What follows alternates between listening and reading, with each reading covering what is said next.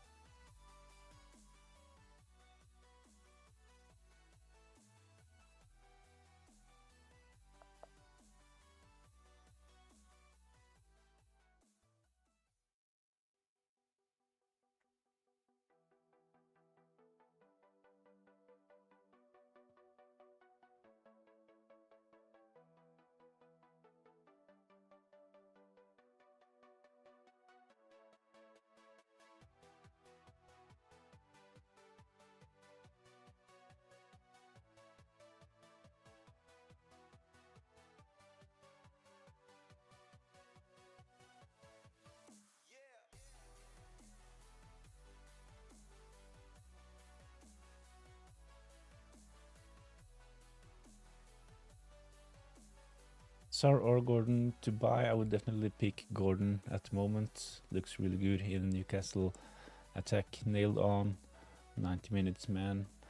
Sar is, of course, a decent punt, but I definitely think that Gordon, of course, is a bit more expensive, but he's probably the better option as well. So if you have the funds available, I would probably just go with Gordon.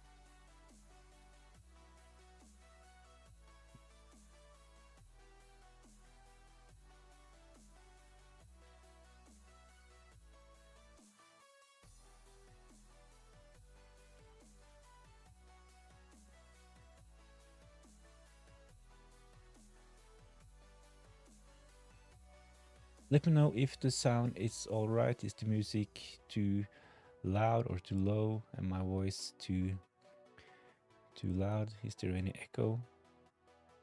Please let me know in the comments down below.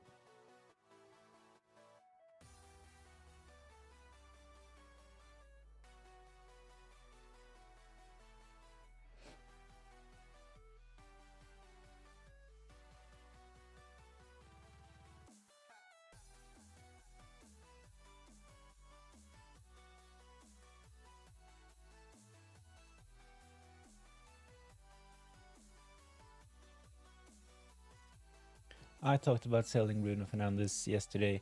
The original plan was actually just to play a back four with Hall in it and just bench Bruno, but the more I thought about it, I actually think that Bruno Fernandes probably is a sell, to be honest. So I sold Bruno Fernandes to bring in SA. Really fancy their fixtures, and SA only selected by 5% of the managers. I think that he is a decent punt at the moment.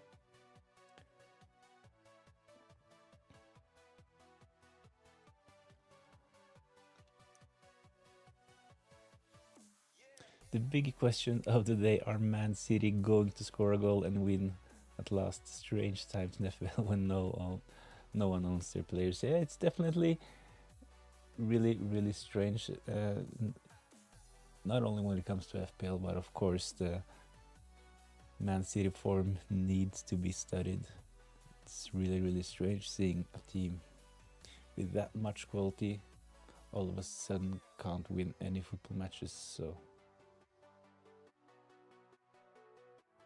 just notice you have SA. Yeah, actually, after my Q&A last night, I decided to sell Bruno Fernandes to bring in SA.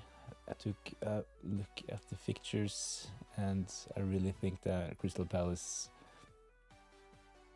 have really nice fixtures going forward, and I can see them do well in the coming game weeks. So I decided to sell Bruno and bring in SA.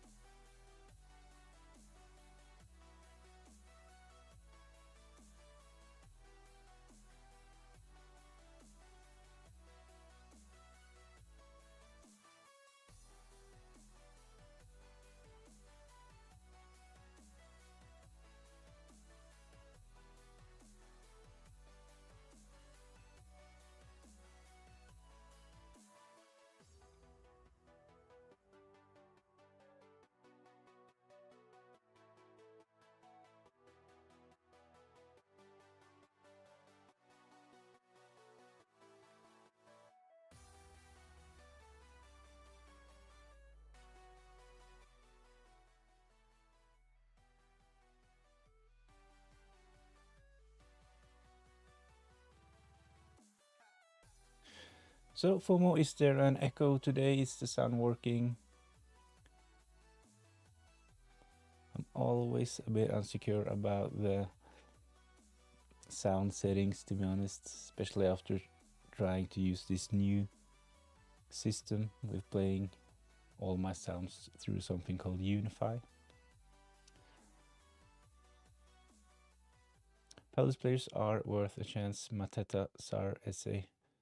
Not many people own them. No, actually talked about in another discussion that if I were on a wildcard at the moment, if I had to use my wildcard, of course, if you haven't used it already, this is the game week to use it. Last chance for using your first wildcard. But if I were to use my wildcard this game week, I would probably double up on the Crystal Palace attack with something like Sar and SA Mateta.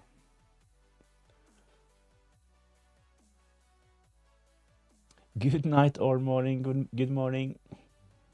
Thanks for joining in.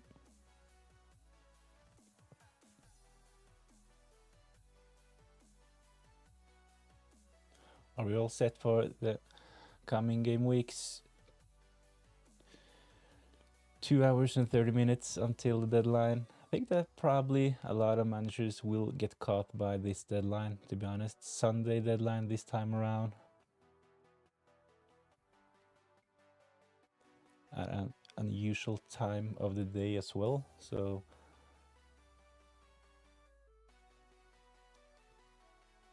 I think that there will be some managers who misses it. It's always funny over at X when the deadline has passed and the managers just realizing that there actually was a deadline without them noticing.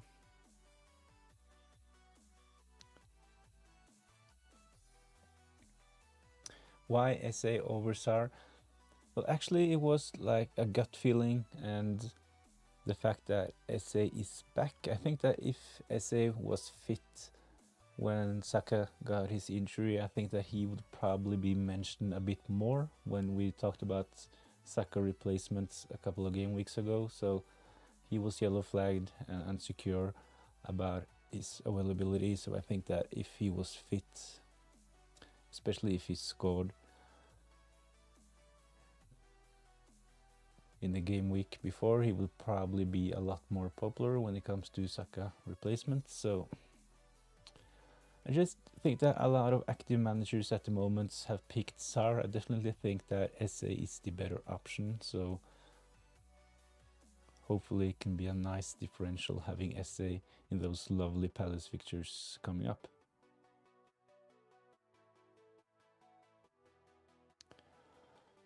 I'm new, sorry, what are your transfer plans or just rolling?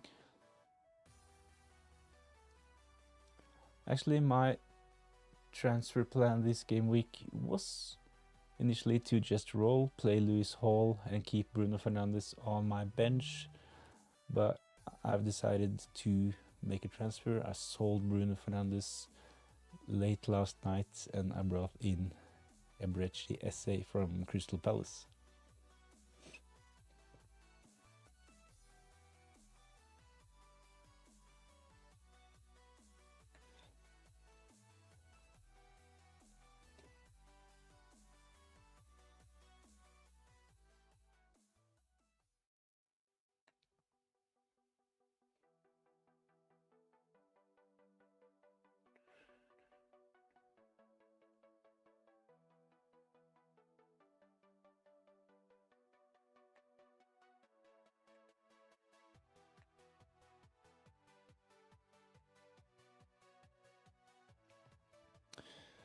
So I'll quickly put up a poll as well when it comes to captaincy.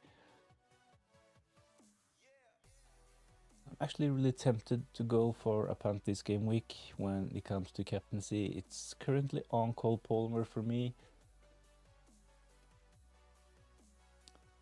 I'll put up a poll so you guys can vote. Let's have a look.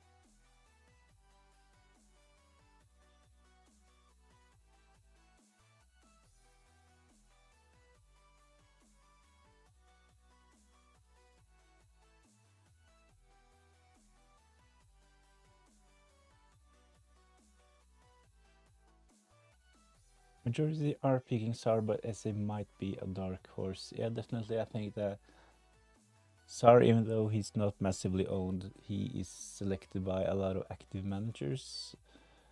SA, on the other hand, he is like most of SA's ownership is from teams that were picked back in August that still has him in their team. So I definitely think that SA is a nice differential at the moment.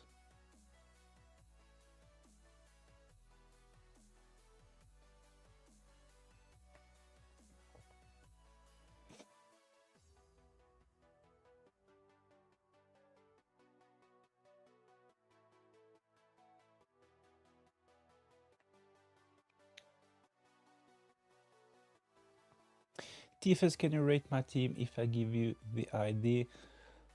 Sure, I'll try. I'm not that good. I always use a lot of time on like getting it correctly and formatting it, but sure, it's still 2 hours and 30 minutes, so I'll definitely give it a go. If you post your team ID, I'll try to get your team up on the screen.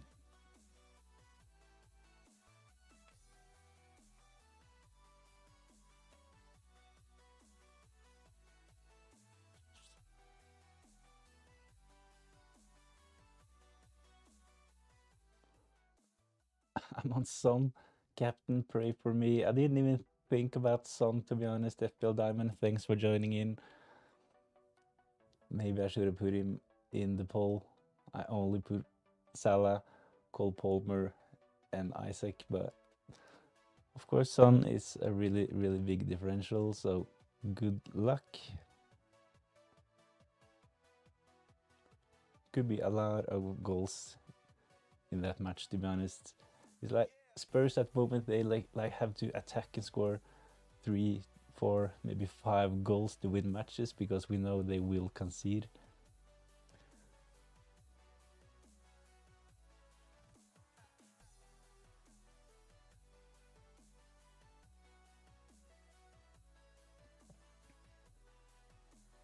I watched Chelsea versus Fulham. Robinson was like a winger and Iwobi was dropping deep and passing to him, and he was spamming crosses in the box. Really good for his owners. Yeah, I agree, Yusuf. I think that Robinson is a really good option. He was the Fulham defender that I wanted a couple of game weeks ago, but I had to pick Anderson because he was only priced at 4.2. I sold Kevin De Bruyne to bring back Salah. I took a punt. Was it game week 15 when the Everton Liverpool game got postponed because of the bad weather, so I took a punt on bringing in Kevin De Bruyne. So I had to get Salah back, and to afford the upgrade I sold Ait Nouri and Kevin De Bruyne, and I couldn't afford Salah if I brought in Robinson, but I definitely think that he is a really good option.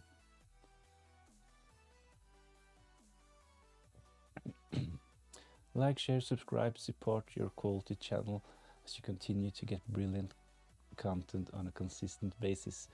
Thanks a lot. Thank you, FPL Diamond, for the support. Really, really, really appreciate it.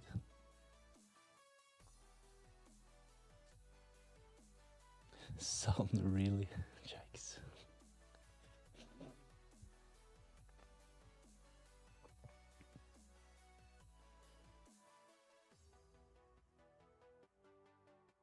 I think that Son this game week could do really well, to be honest. I actually liked the Son punt for captaincy.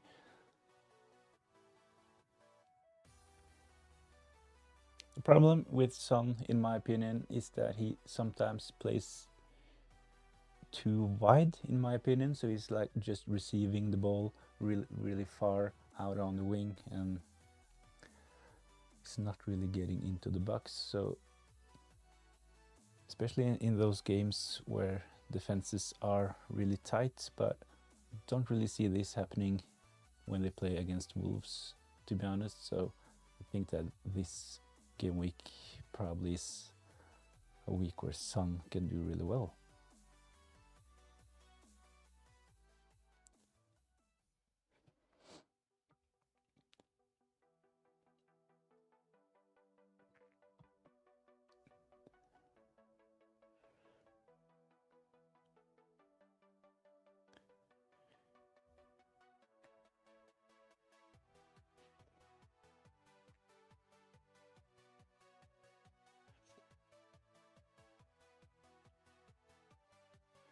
You can see over at X that a lot of managers are selling Bruno Fernandes, of course, and you see that the trend at the moment is to bring in Gordon from Newcastle.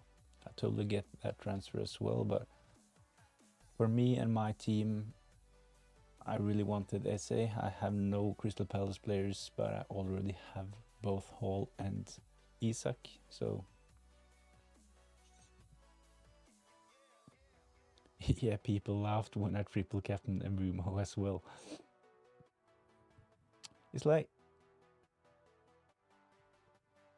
there's no better feeling in FPL when you like pick a big differential or going against the crowd when it comes to captaincy, and when it finally pays off, it's a really good feeling, and of course most of the times it's really good for the rank as well.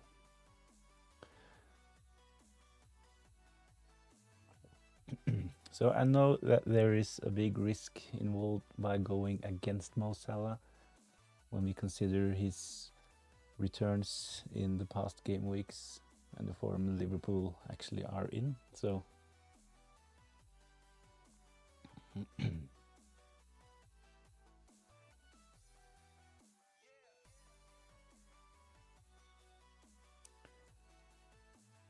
I'm saying that I know the risk, and I actually got burnt by this at the start of this season, actually going against Haaland.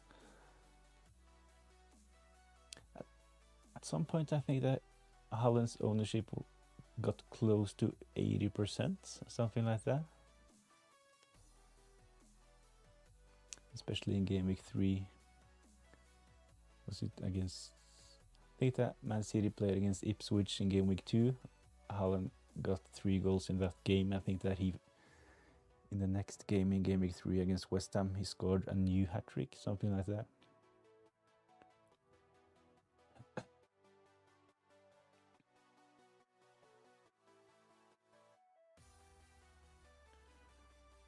Well, I captain Isaac this game week. I might be getting the last laugh.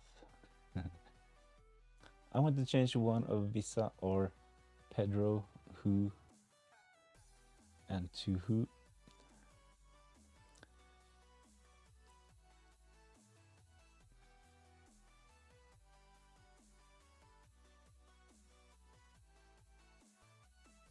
It kind of depends how much you have in the bank and who are your other forwards.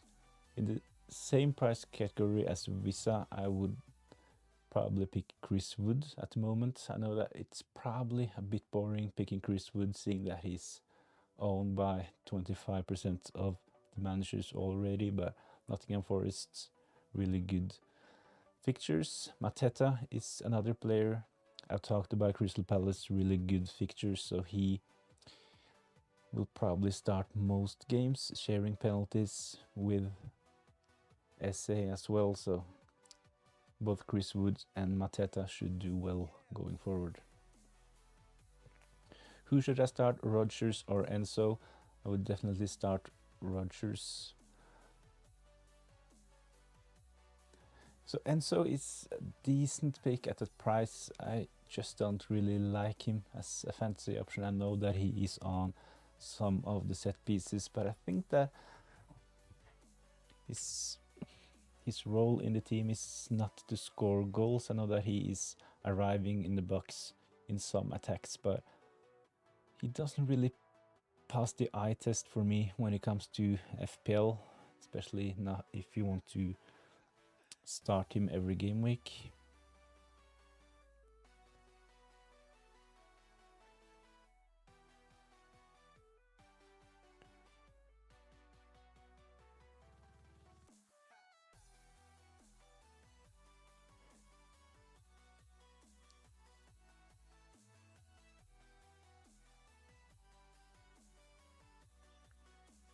I have 2.3 in the bank.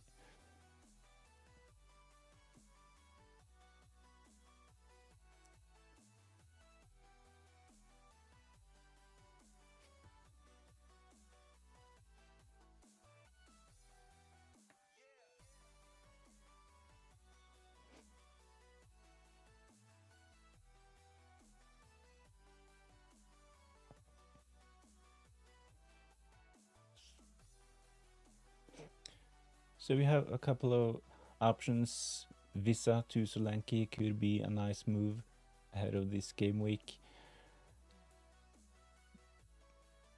I know that Solanke is So there are some mixed feelings about Solanke because he has blanked in the fixtures where we expected him to do really well, but he's ticking along nicely, and I think that Game Week 19 is a really good fixture for Solanke as well, so he'll probably score. So Visa to Solanke or Joao Pedro to Chris Wood or Mateta would be my advice.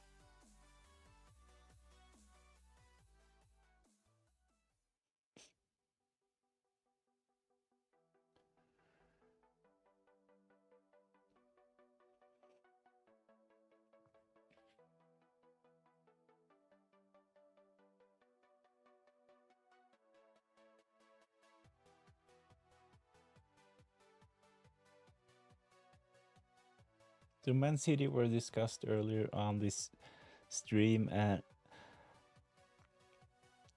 it's actually surprising seeing Haaland. He is the bookie's favorite for anytime goal scorer. Of course, it's against Leicester, so they have not been really good defensively, but I think that it's a bit strange seeing the bookies blindly back Haaland. But of course, at any point, we know that he is capable of scoring a hat-trick almost against anyone, so that's probably why he is the favorite in Game Week 19. He's on 65%. Salah is second with 61. There's a little gap down to Cole Palmer at 51. At the moment, I'm really tempted to go Cole Palmer. Didn't really think that Salah looked that good in Game Week 18. Of course, he got a goal, bonus points as well, but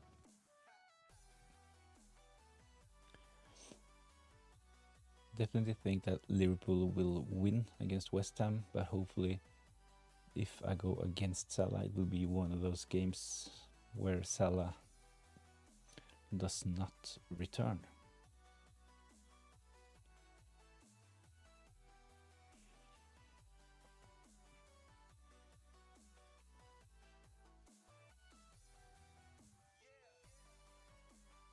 And it is, to be honest, a little bit boring as well when we have players like Mo Salah at the moment for several game weeks delivering, and his ownership is rising. So his effective ownership in Game Week 18 was 200, which means that it basically have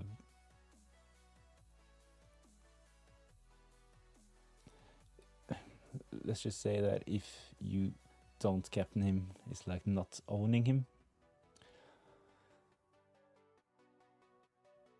And your rank will take a hit if he does well. But it's not like if you have him as captain, it wouldn't like have that much impact on your rank. So feels weird not celebrating when your captain scores.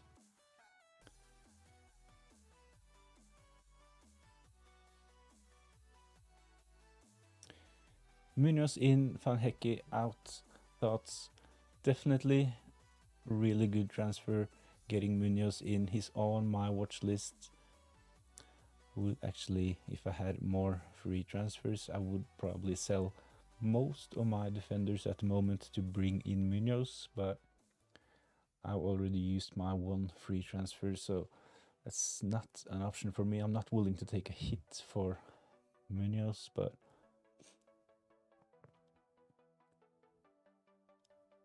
especially if I had a couple of free transfers. Not sure if I only had one.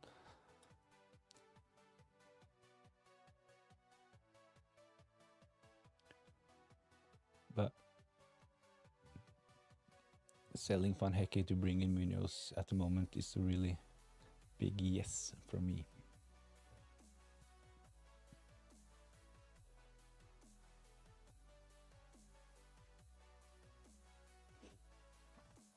Start Munoz and bench Joao Pedro. So if you go through with the Munoz move, I would definitely be tempted to start him. Joao Pedro, of course, been really frustrating for the last game weeks owning Joao Pedro.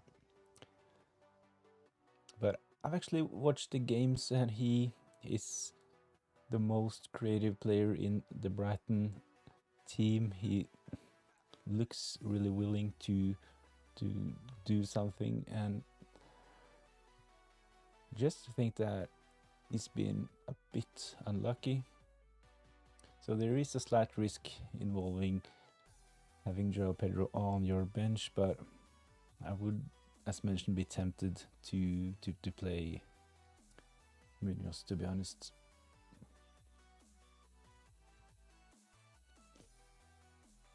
My team is Raya in goal, Robinson, Gabriel, Trent in defense, Salah, Palmer, Sar, Murphy and Enzo, Isaac, Jackson up top. Bench, Fabianski, Joao Pedro, Hall and Anderson.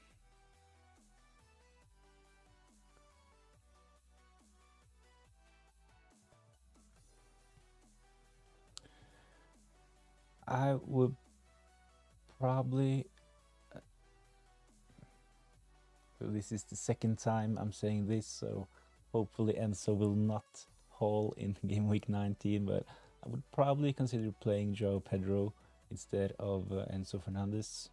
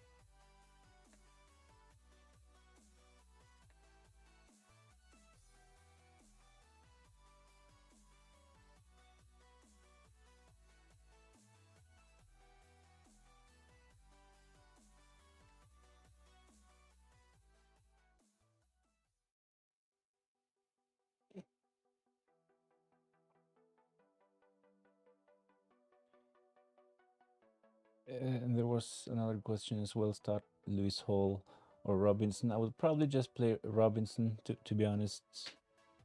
Home game for Fulham. I know that Man United have not been really good recently, but don't necessarily see the game as an easy fixture. I know that I have Hall in my team and Anderson on the bench, but that's mostly because Robinson, as mentioned earlier in this stream, actually he's really attacking, and I see Hall's attacking threat a little bit bigger than Anderson. He's been out for long as well, so it is actually a pretty close call for my team as well, if I should play Lewis Hall or Anderson, but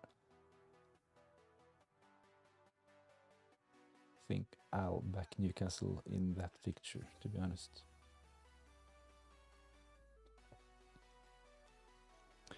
Remember game week 17 when I told you I'll start Rodgers over Joao Pedro? Glad I did. Yeah, definitely a really good decision. Game week 17, that's 2 game weeks ago where we really smashed it against Man City, wasn't it?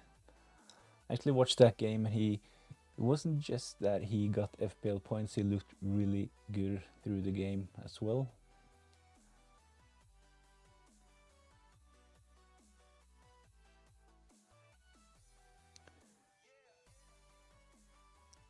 Do we have a mini league? I should definitely consider setting up a new mini league for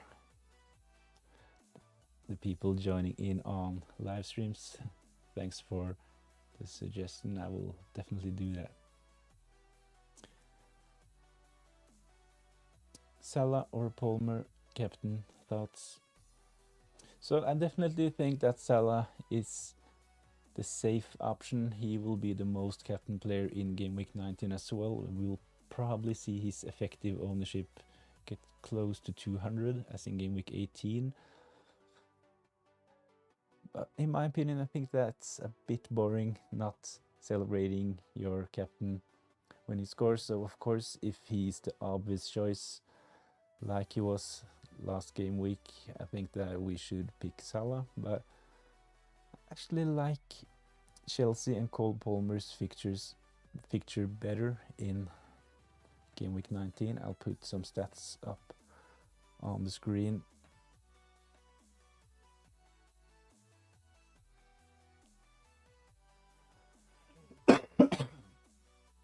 So this is the Ipswich stats from the last 4 game weeks.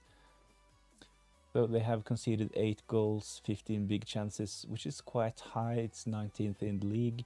Shots on target 22, and when we consider the expected goals conceded, I think that they maybe have been a bit lucky by only having 8 goals against them. We tend to see the expected goals being over-exceeded a bit, so Ipswich probably a team to target at the moment. I'll quickly take up the same stats for Liverpool and Mo Salah's opponent in game week 19. It's West Ham. They have actually kept 1 clean sheet, and really impressing from West Ham, they have only conceded 3 goals. But when we take a look at those other stats, it kind of makes me a little bit insecure about going against Salah when we see the shots on target conceded and the big chances conceded, but they have a bit better expected goals conceded. They have actually kept the clean sheets and only conceded 3 goals, so maybe a bit lucky by only conceding 3, of course, when they have close to 6 goals, expected goals conceded. But I think that if there is a game week to take a punt and go against Mo Salah,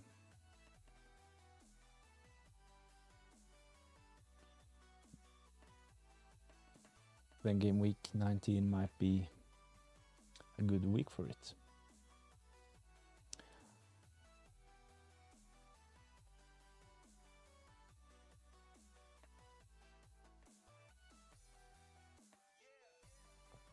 So when it comes to Salah or Palmer, to summarize, the safe option is Salah. So if you're satisfied with your rank and if you are on top of your mini leagues, it's probably wise to go with Salah.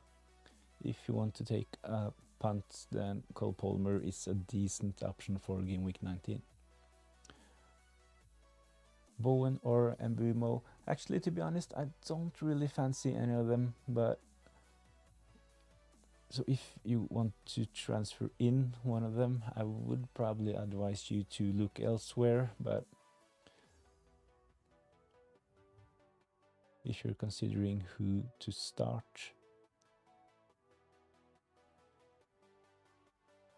I would probably go Jared Bowen. The thing is, both of them are actually good options. Bowen playing up front for West Ham. We know Mbumo, he is on most set pieces, including penalties, for Brentford. The thing is that their fixtures are really, really hard going forward, and both Brentford and West Ham are teams that are capable of losing like 2-0, so without scoring any goals themselves. So I wouldn't bring Bowen or Mbumo in at the moment, but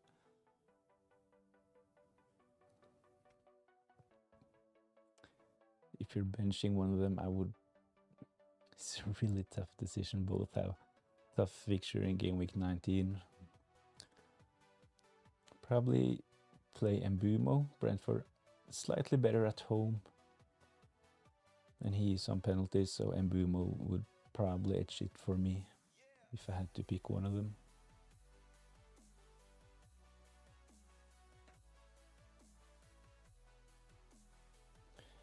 Good morning. Would you play Kirkis or Mykolenko? I would probably play Mykolenko.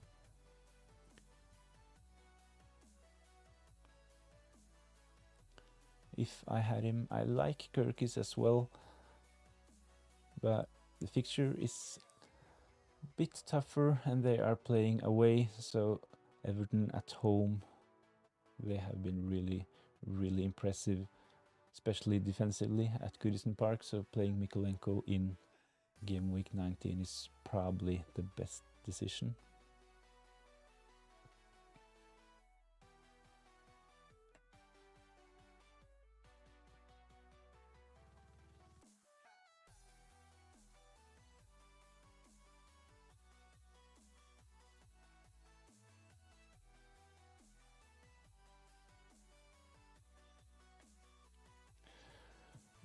Bench Mitoma or Raul. Oh, that's tough as well, but I would probably. So when it comes to Raul, he is an interesting option, but we know that he could potentially start on the bench as well, so there is a risk involved. They might start Muniz up front and Raul comes on for a one-pointer. When it comes to Mitoma, we know that he will probably start a little bit more safe when it comes to expected minutes, but his output has not been great recently. But I would probably play Mitoma, even though they are playing away. Could be goals in the Aston Villa Brighton game. Mitoma is not. I just mentioned that his output has not been good, but I watched most of the Brighton games and he is like bombing into the box. Been a bit unlucky. So game week 19 could potentially be the game week where he finally gets a goal. Good morning. Who would you play, Kirkis or Mykolenko? I would actually play Mykolenko if I had him.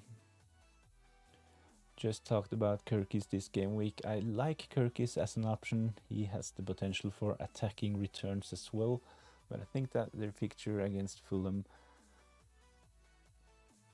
is not the best. So if I had an Everton defender, Ashley Young, Mykolenko, I would probably play them in game week 19, seeing they play at home at Goodison, where they have been really good for the last, is it like 8 game weeks? Was it back in game week 12? So 7 game weeks.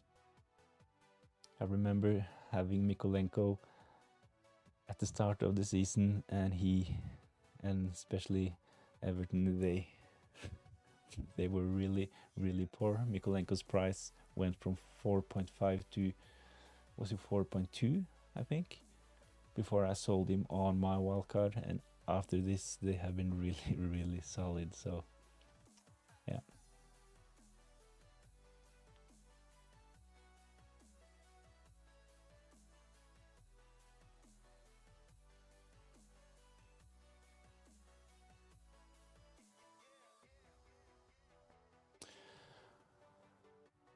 What is your plans for New Year? No big plans this year. We were actually planning to go away this Christmas, but plan changed, so we're just staying at home. So I have a family and two small kids, so we're just like going to make some good dinner and probably stay at home. fire up some firework, probably, but no big plans, to be honest.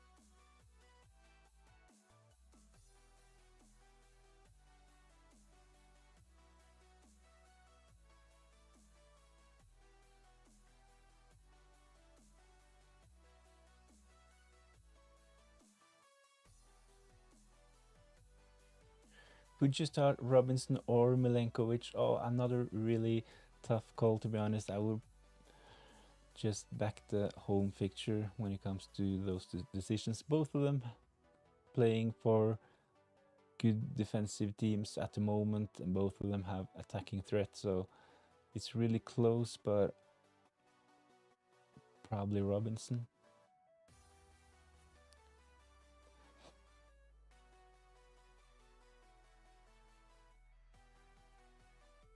This is the problem with bringing in those really good 4.5 options, especially if we have one of them, or in some cases two of them on our bench. It's really hard to make the right decision. So even though they're cheap, it gives us a benching headache. But I think that those benching headaches are positive. It's like they are really cheap, and I would still cheer for Robinson if I had him on my bench and he got an assist, because you'll probably get a price rise and you'll have him ready for next game week. So it's worse if you have like 8 strong attackers. So I got a question about playing Jared Bowen or Mbumo. I think that this is too much spent on someone that you're willing to bench. So I would be really annoyed if I had Bowen on my bench and he got a brace.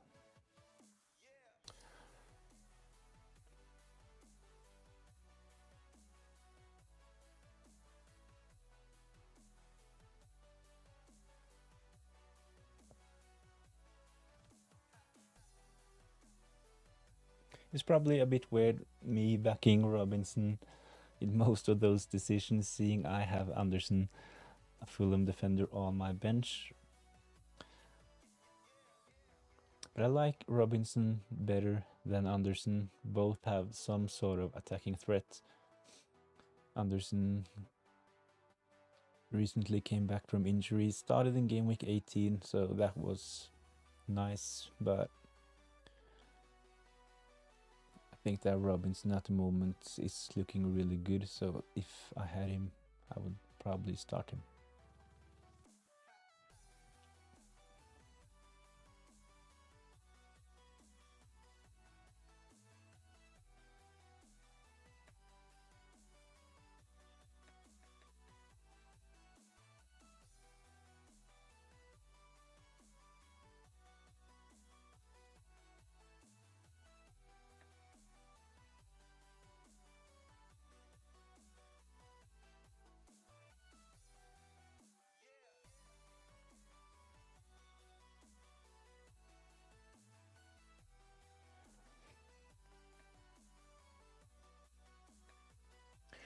So a quick look over at X to see if there are any news ahead of the deadline.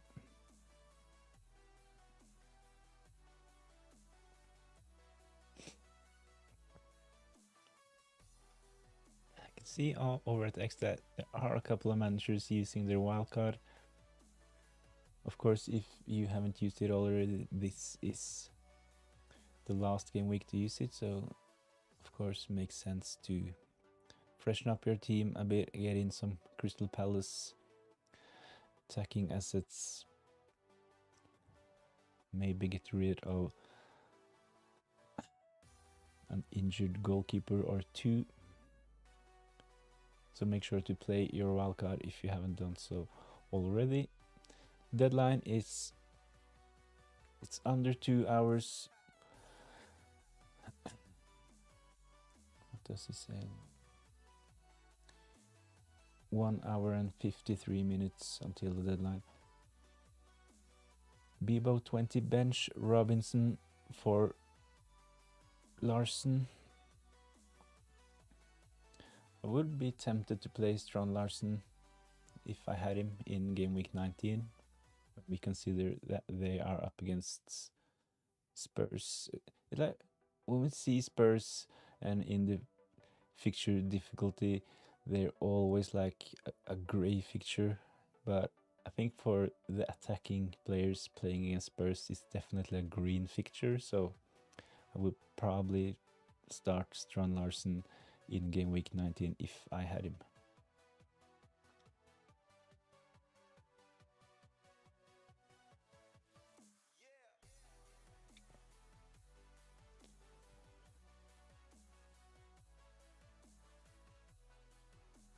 It's also interesting to see that Cunha is the second most transferred in player ahead of game week 19.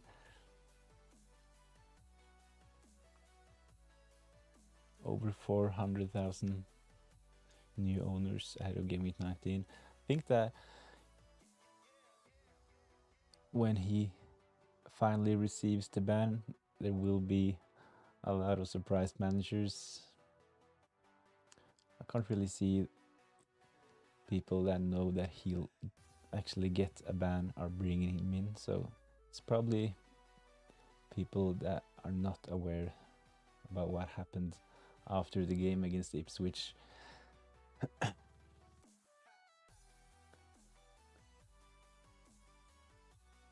Let me know your recommendation order between these three players, SA, Sar and Mateta.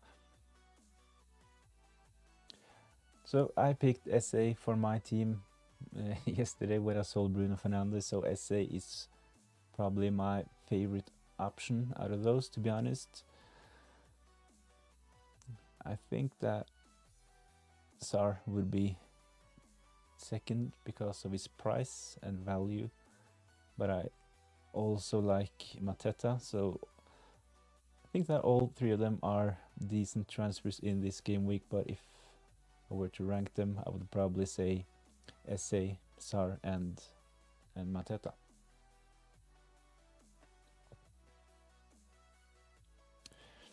But if I were to double up, I would probably pick SA and Mateta. This will like definitely give you Crystal Palace penalty taker going forward, because we know that Glasner actually said that they will share penalties, so I think that they will just decide on the pitch who has the most confidence.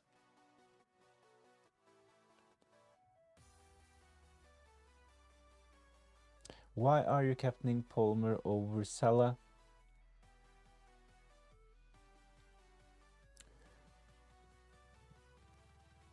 I talked about this for like 30 minutes ago, and I definitely think that Salah is the safest option, but in my opinion, Chelsea and Cole Palmer, they have a slightly better fixture, so I think that it's worth a punt going for Palmer this game week. And I'm not saying that this should sway our decisions, but it was kind of boring in game week 18 seeing Salah's effective ownership get to 200%, which means that we can't really celebrate when our captain scores, and I just think that Cole Palmer edges it for me, especially if I decide to take a punt, and I'm really tempted, so it's still on Cole Palmer and will probably stay in the captain poll. Cole Palmer 31 and Salah 69, 32 votes. So Salah is the favorite among the people in the comments as well, but I'm really tempted to go Cole Palmer. Hopefully Chelsea can do well against Ipswich. I just had some stats up on the screen where I explained Ipswich's defensive stats and compared them to West Ham's defensive stats, and when it comes to expected goals conceded, Ipswich are totally the worst team. West Ham have only conceded 3 goals in their last 4 game weeks, and they have kept a clean sheet, while Ipswich, they have conceded 7 goals, kept 0 clean sheets.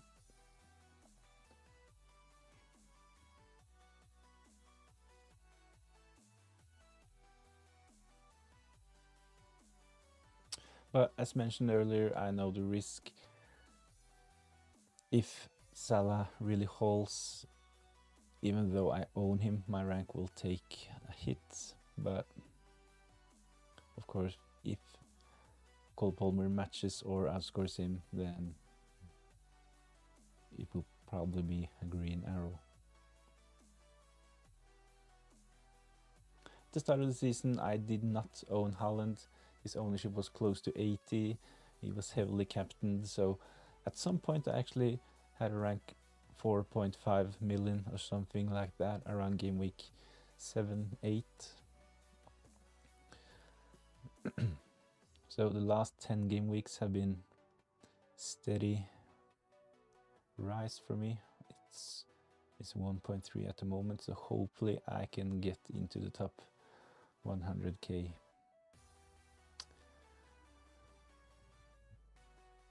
During next year.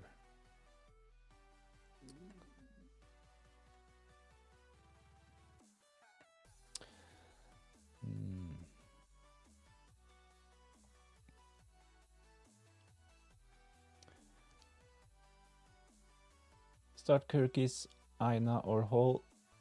If you have to start one of them, I would probably start Kirkis.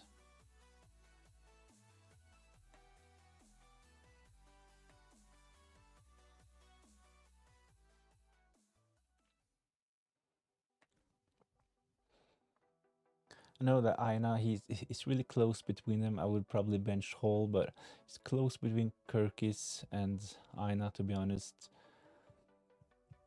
But the thing is, when it comes to Aina, I'm not really expecting attacking returns from him, but they are playing against the weakest opponents, so...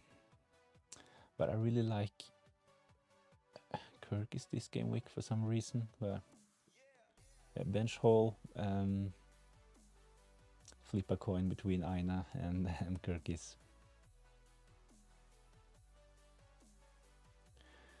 Would you transfer in any 6 million City midfielder? Bernardo, Savio, Doku and Grealish?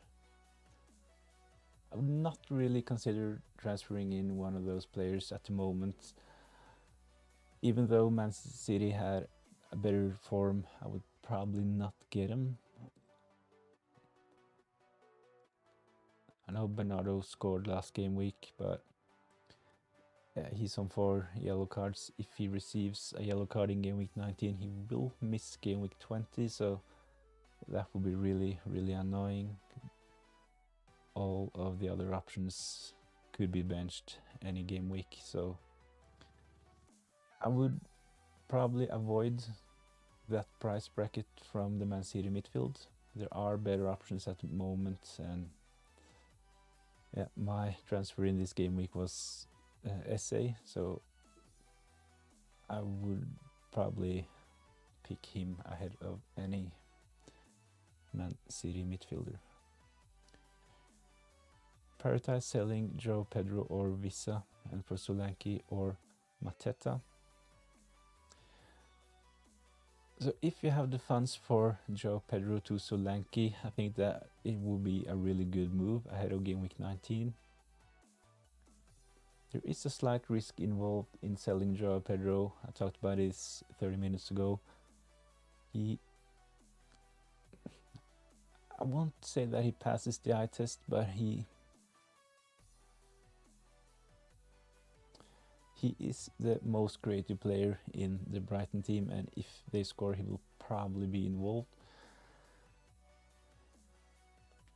Last game he looked really frustrated. It was close actually to get a red card. So there's a lot of frustration, and I think that Brighton have been a bit unlucky, but they miss Welbeck as well. So I think that Joao Pedro is probably best playing as a number 10 behind Welbeck. But yeah, I would sell him if you have the funds to bring in Solanke. And I also think that Mateta is a really good option going forward.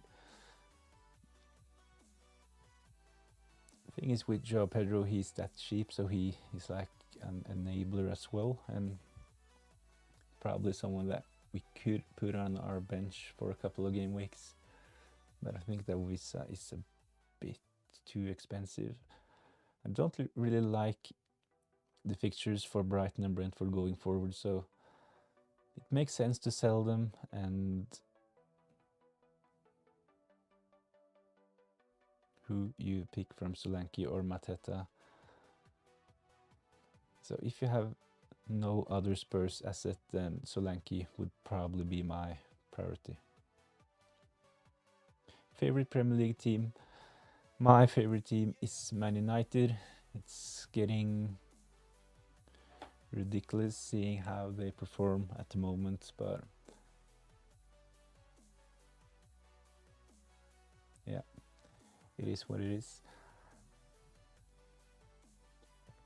Jackson or Cunha to transfer in, I suppose I would pick Jackson at the moment. Cunha is like, we're not sure when he will receive the ban, but he will probably miss 3 games. Nunez, is that his name, the new Wolves manager? He said on the press conference yesterday that they are preparing for a period of games without Cunha. So he said that other forwards had to step up, and I think that Cunha will play in game week 19, but bench and start.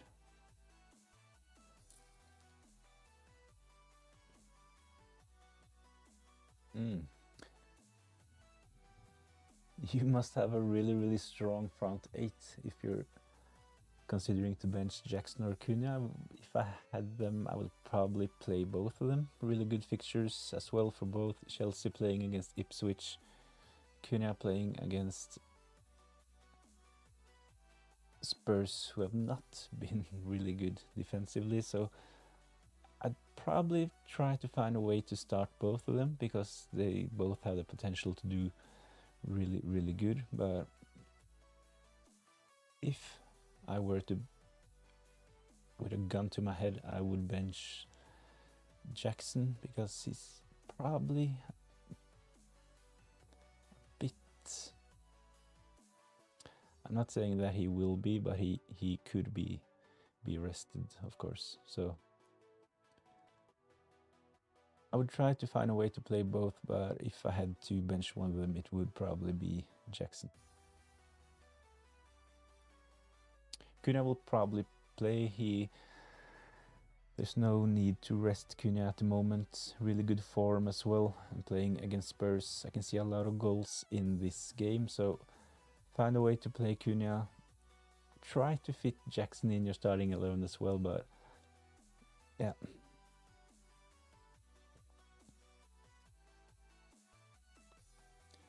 Thoughts on Man United transfer plans in the transfer window? New striker maybe. Definitely need a new striker. I think that I know that they spend a lot of money on both Xerxes and Højlund, but I don't really think that at the moment they are good enough. They're not like top quality. They won't score like 25 Premier League goals, and that's probably what Man United need at the moment. So new striker would be nice. I've seen some rumors about Gyökeres, but I'm not too convinced. I just think that he really fits the system in Sporting at the moment. He's doing really well, of course, setting new records when it comes to goal scoring, but I think that he probably would not be that big of an upgrade.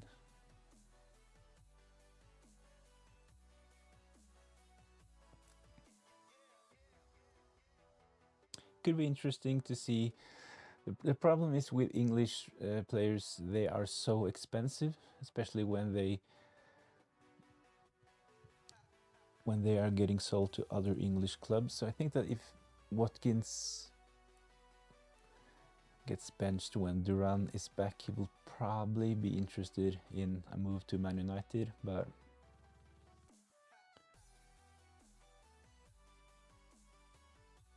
can't really see that happening in a winter transfer window. But I definitely agree with one of Man United's biggest problems is that they need a striker that will get 25 goals a season.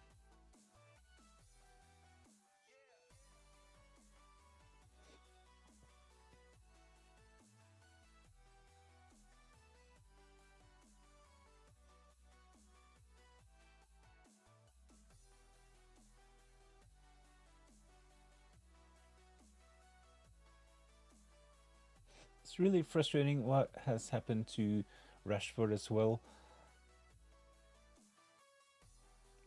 So much potential, but for the last 5 seasons he's been so on and off, so not really being able to put out consistent performances. He's had a couple of good seasons, of course, but I think that it's probably time to let Rashford go.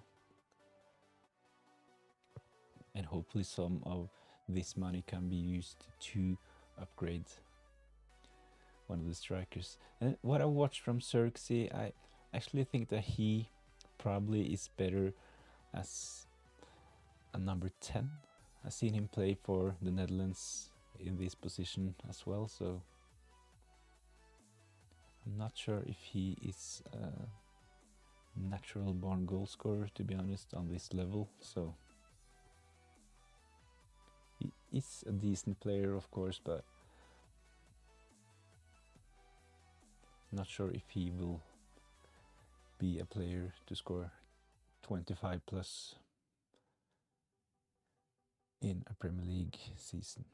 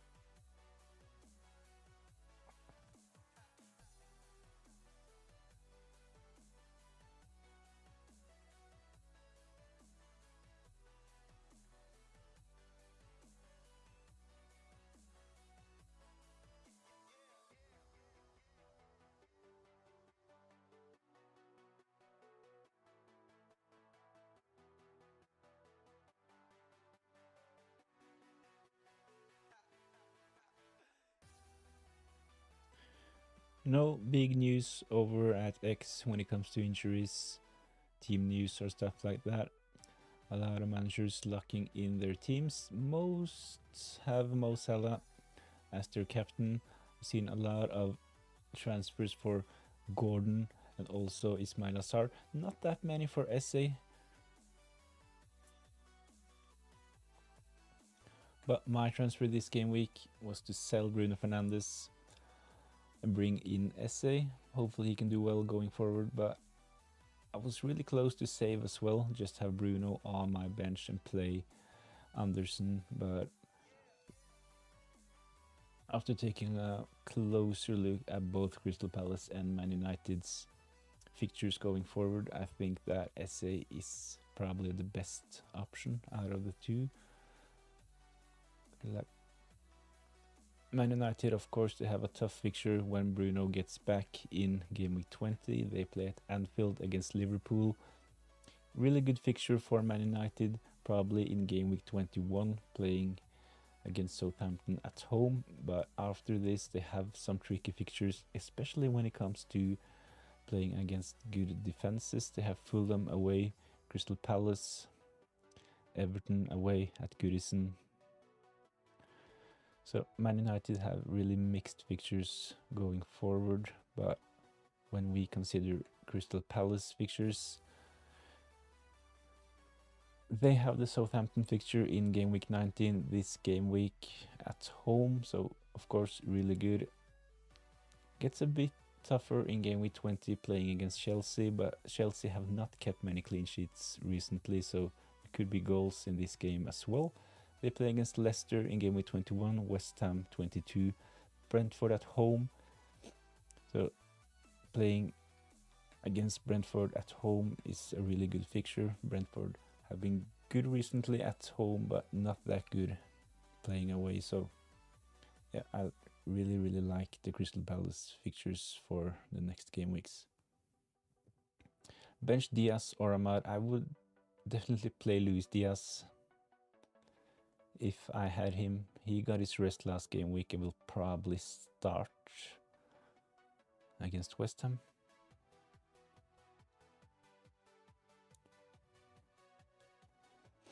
Start Rodgers or Van Dijk.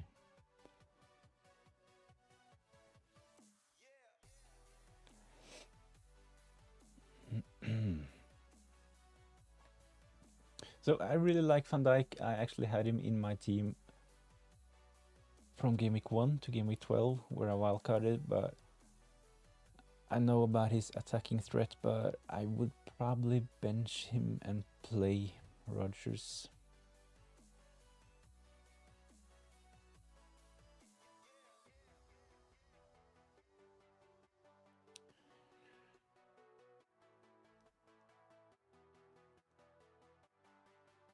Szoboszlai is out this game week. Yeah, he is 5 yellow cards for Szoboszlai, so he will serve a 1 match ban. All the other players on 4 yellow cards.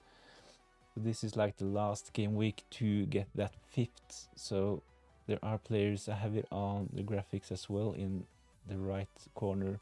Ait Nouri, Rodgers, Jackson, Sanchez, my goalkeeper, Robinson, Darwin Núñez, Keane, Bernardo Silva, Gakpo, Dunk, Vardy and Madison. All players with decent ownership in FPL. If they get a yellow card, they will miss out in game week 20. So to answer those latest questions, I would bench Ahmad and play Diaz, and I would start Rodgers and go with a back 3 instead of playing Van Dijk, especially since you already have Trent.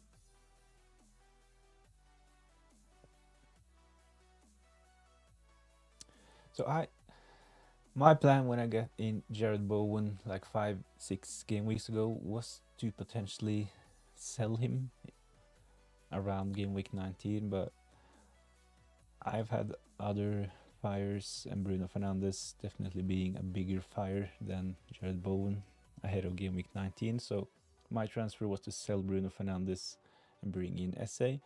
If Bruno Fernandes was liable to play in game week 19, I would probably consider selling Bowen. But at the same time, I can see Liverpool concede in this game. Bowen will play up front, so hopefully they can hit Liverpool with a couple of counter-attacks. And hopefully, of course, for me, Jared Bowen will be the one getting a goal.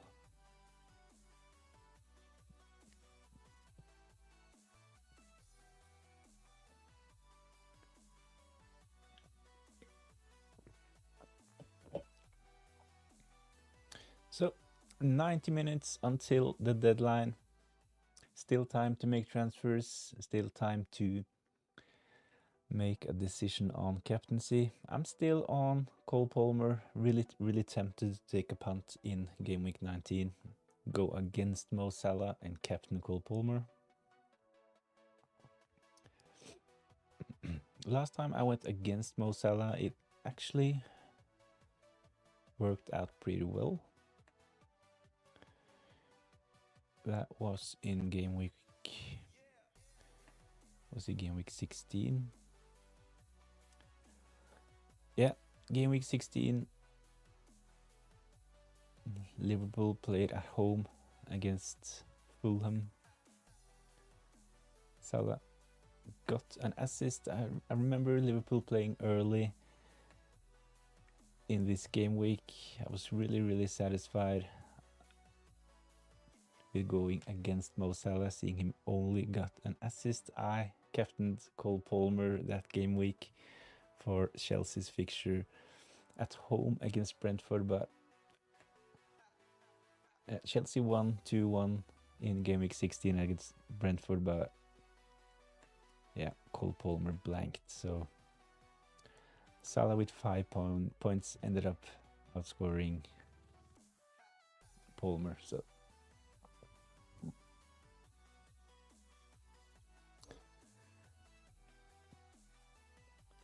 what could have been?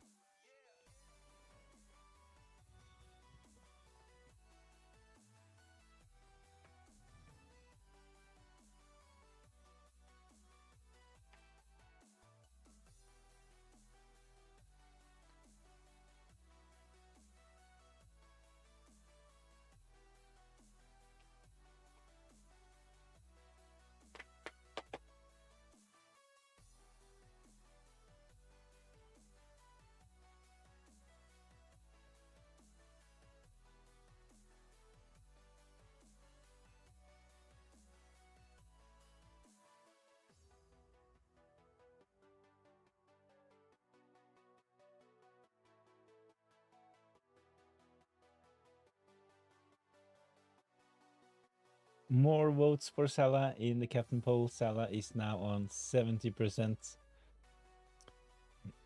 Cole Palmer 30. One more for Salah.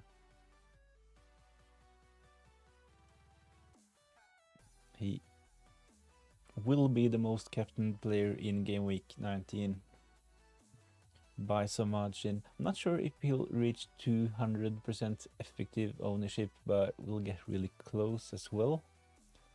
That's my guess, at least, and he is definitely the safest captain option.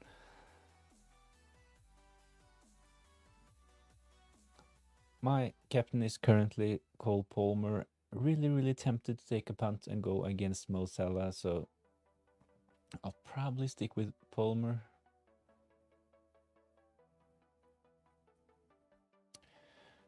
Raya, Fabianski, Robinson, Colville, Gabriel, Trent, Timber, Ahmad, Rogers, Sar, Salah, Palmer, Isaac, Cunha, Joe, Pedro. Who do you think I should bench, and do you think I should roll? 2.6 million in the bank. This is a really strong team. I guess you have benching headaches every game week. We'll definitely start Raya. Fabianski might not even play.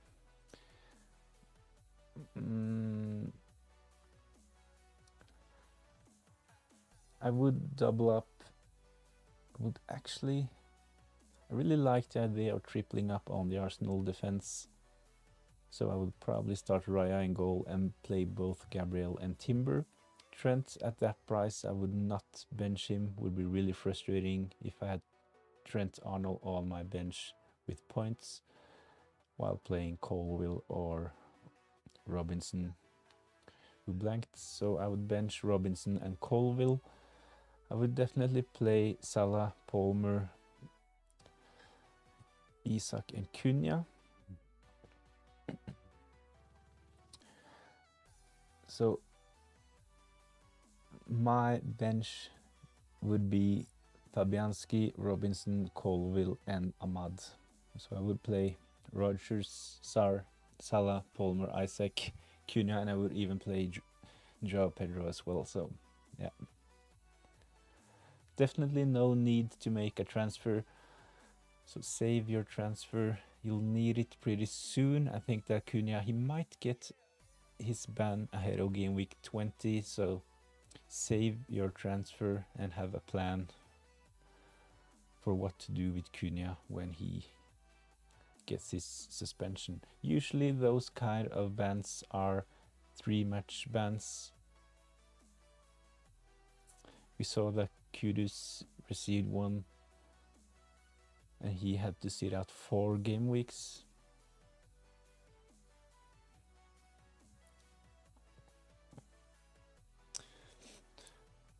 So to summarize, bench Fabianski, Robinson, Colville, and Ahmad, and play the others and roll your transfer. That would be my advice, at least.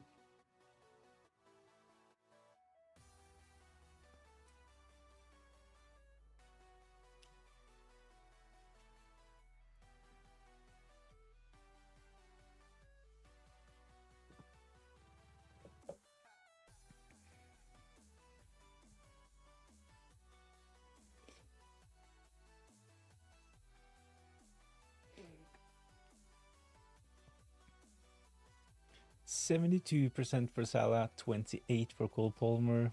It's starting to look really bad for Cole Palmer. No votes for Isak. I know that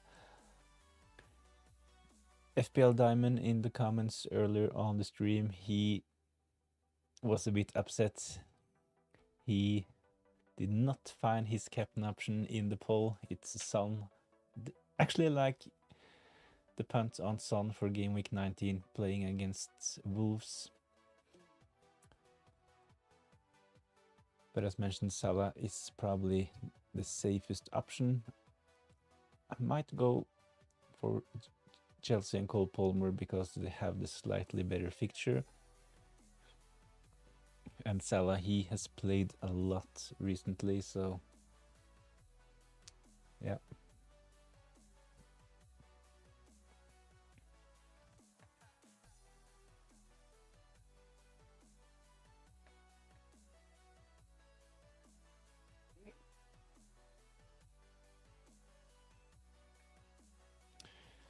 Play one attacker, Wood or Joao Pedro. I don't really fancy Nottingham Forest doing well against Everton at Goodison when it comes to scoring goals, so I would probably bench Chris Wood, even though it, of course, when you have Chris Wood nailed on and on penalties for Nottingham Forest, I see the temptation in playing him, but if it's a choice between him and Joao Pedro, I would probably go Joao Pedro. I know that he has not performed well recently, but game week 19 will hopefully be a good game week playing against Aston Villa. Not the best fixture for Brighton either, but it's really close. But I would play Joao Pedro. Play one defender, Aina, Hall, Robinson.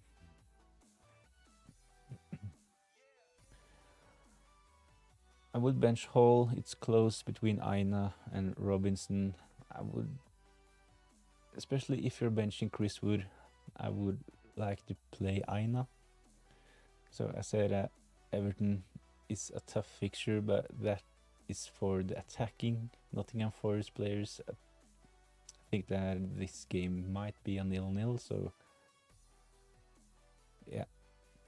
Play Joao Pedro and Aina.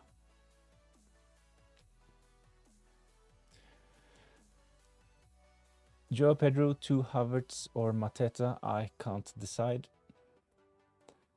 So if I were to sell Joao Pedro, Mateta would be one of the options I would consider. Chris Wood or Mateta. I wouldn't necessarily buy Havertz at the moment, to be honest. I have him in my team. He's done well recently, scoring a couple of goals, but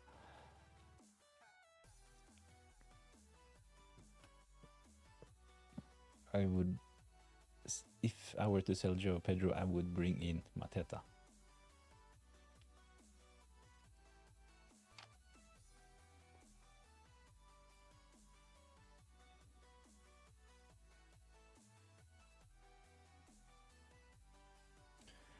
Thumbs up from Roger.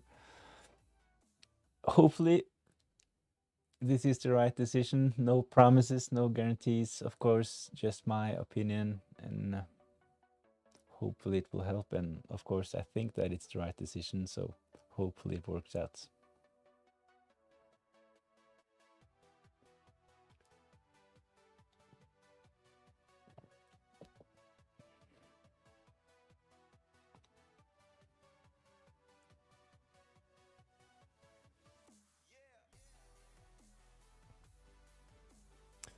At least both Everton and Nottingham Forest have really good defensive stats recently, especially Everton at home, so can't really see them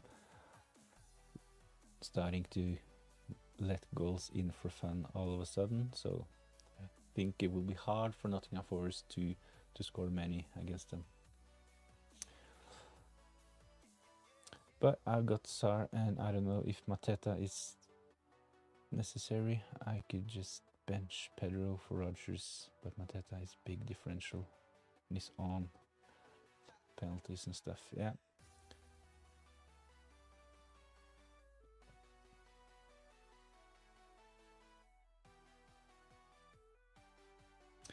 Yeah, I can see that it's probably not that tempting to double up on Crystal Palace attack, but on the other hand, I don't think that it's necessarily a really bad idea when we consider their fixtures, and Sar is of course really good value.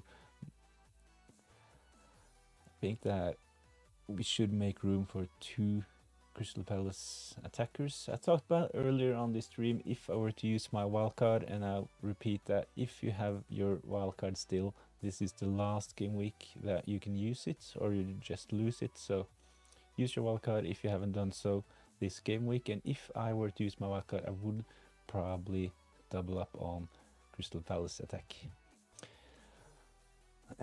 Considering the value, I would probably... I don't really like tripling up on teams, but at the moment I would consider a triple up, including Munoz, their defender, as well.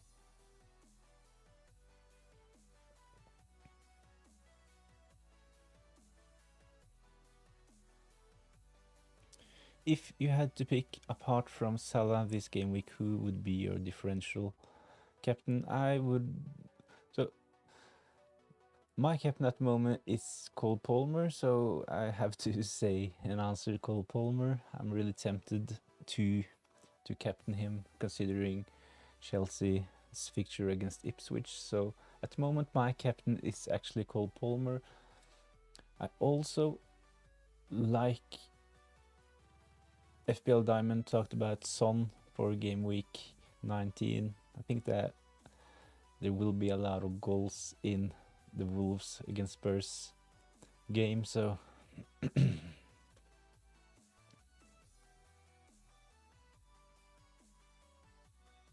I don't really like Isaac as an option, to be honest. I'll put some stats up on the screen when we consider Man United recently. So this is Man United's defensive stats for the last 4 game weeks. So they kept 0 clean sheets and they have conceded 9 goals. So of course that's not really promising for Man United, but when we actually take a closer look at their stats, they have not been that bad. So big chances conceded, actually only 3 big chances, so they have let in some easy goals. Actually second in the league for big chances, only beaten by Arsenal. 15 shots on target, and they have an expected goals conceded of only 4.28, which is actually quite good, 5th in the league. So I think that Man United, they have been a bit unlucky when you consider that they have conceded 9 goals. So I'm not saying that he's a bad option, but I wouldn't captain Isaac for this game week. Palmer captain. I definitely like Palmer as an option this game week. Just talked about it. I like he passes the eye test. Really good goal in game week 18 on penalties for Chelsea. Ipswich, really weak defense last 4 game weeks. Really high expected goals conceded. So I like the fixture better for Cole Palmer. The thing is that Salah, he will be close to 200%, so there is a risk involved going against Mo Salah. So if he gets a brace, will probably mean a red arrow, unless Cole Palmer outscores or matches him.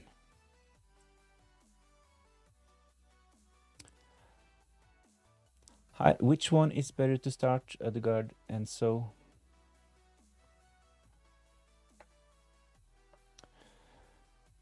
Ødegaard and Enzo, Virgil van Dijk, Mikolenko. I would start Ødegaard instead of Enzo, and I actually like Mikolenko and Everton, especially when they play at home, so I'm tempted to say Mikolenko, but on the other hand, if this was my team and I had to make a decision between Virgil van Dijk and Mikolenko, I would probably play Van Dijk. You know about his attacking threat. Liverpool, top of the league. It would be really annoying having Virgil van Dijk on the bench if he gets points, while Mikolenko at that price, if he gets a clean sheet, maybe an assist, wouldn't hurt that much seeing that 6 to 10 pointer on the bench. So probably play Ødegaard and Van Dijk, to be honest.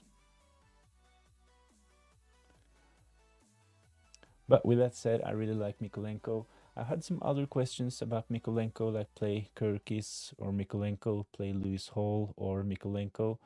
And in those kind of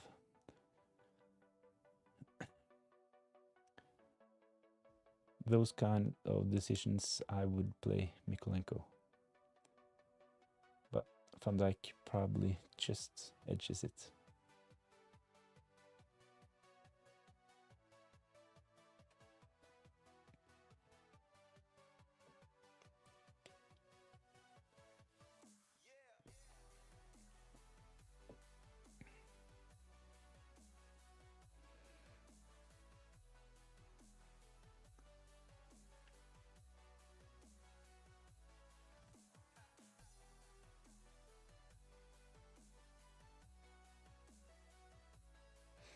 So thanks all for joining in, for all the questions.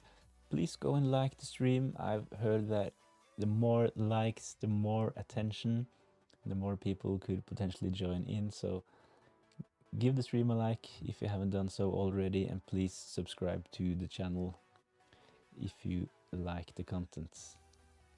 That would be really, really appreciated. So from my Q&A last night, I actually gained 6 new subscribers, so thanks all for subscribing. As mentioned, it's really, really appreciated.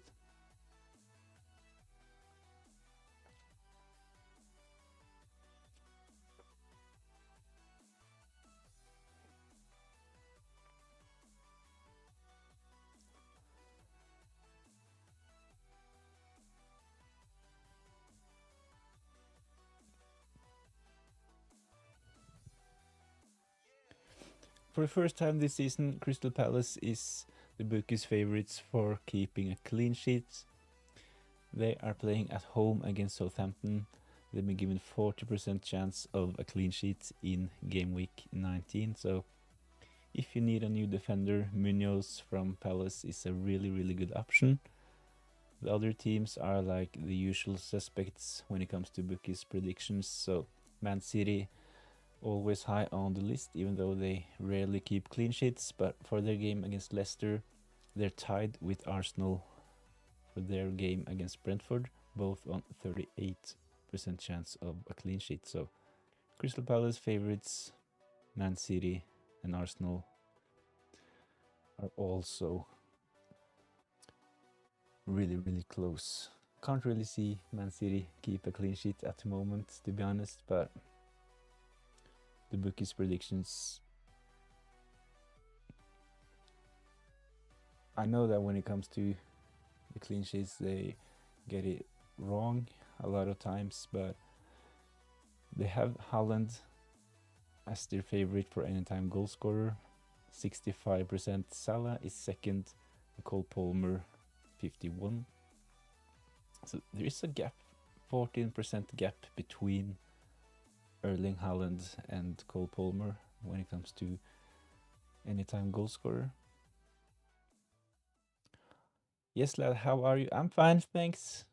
Thanks for joining in. Orange Chapel, how are you?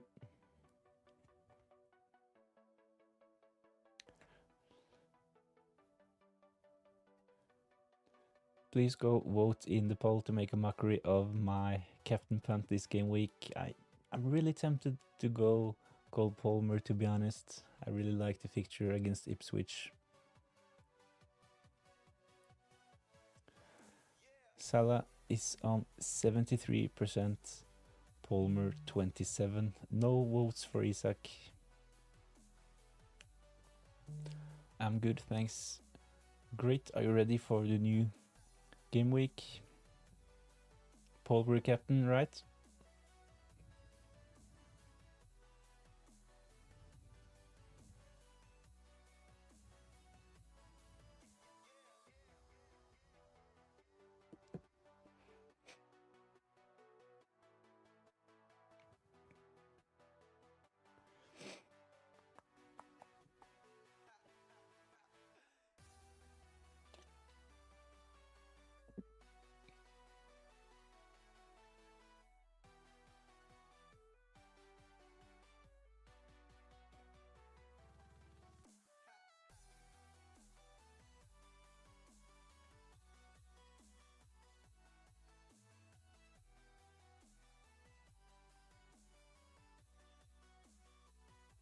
I just mentioned that if you are making a transfer for a defender, I would consider Munoz.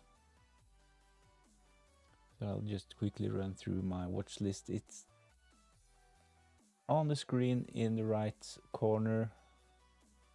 I have the suspension tie rope, but every 12th second it switches. And the watch list for defenders, Munoz is my favorite at the moment.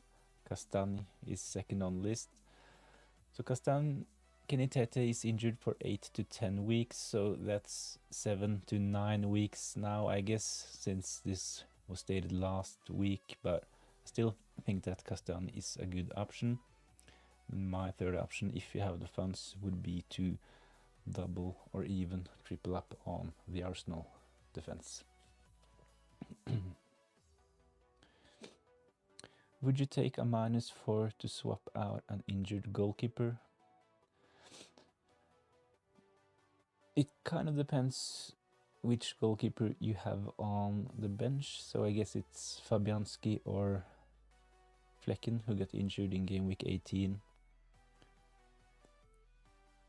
I would be tempted to sell one of them, to be honest, because if you take a -4, it's basically just a -2, because you know that your goalkeeper will get 0 points and the one you bring in probably will get 2. And if they keep a clean sheet, you gain 2 points. So if you don't have a playing goalkeeper, a -4 is probably not the worst idea. I don't like playing defenders against attackers, but I have Vissa and Timber. Should I replace Timber with Kirkis and have Vissa, or play Semenyo over Vissa and keep Timber? Yeah, I totally agree. I always try to avoid having my attackers play against my defenders. It kind of limits the points potential when you have those kind of situations. So in your case, considering that the Arsenal defense they're really high owned and they are really good, high owned for a reason. I would probably play Timber and bench Visa. Semenyo is not the worst option, to be honest.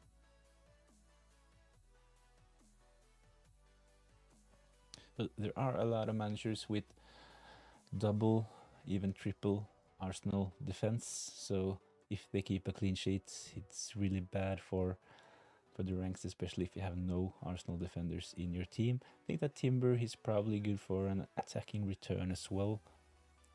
So yeah, start Timber, bench Visa, play Semenyo.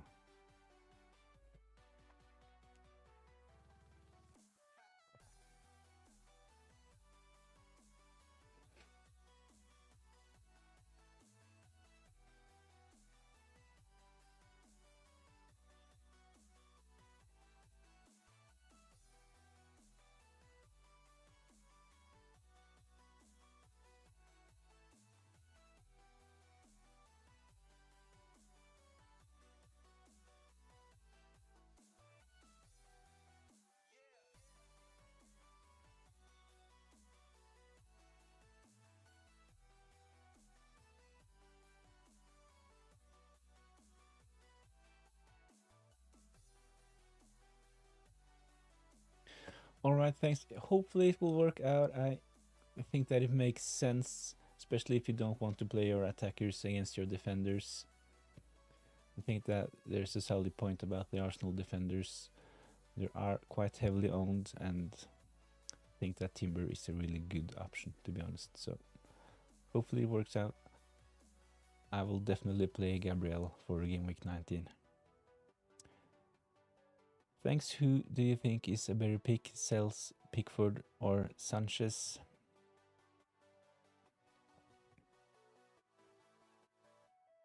It's really tough comparing those goalkeepers. I know that Sells has been good recently. Pickford, of course, they have kept, is it like 4 or 5 clean sheets in their last 6-7 games, so he has picked up a lot of points as well. Penalty save in game week 18. Sanchez is probably the worst out of those, so if I had 5 free transfers and had to use a transfer to not just burn it, I would probably sell Sanchez to either Sells or Pickford. The thing is with Pickford,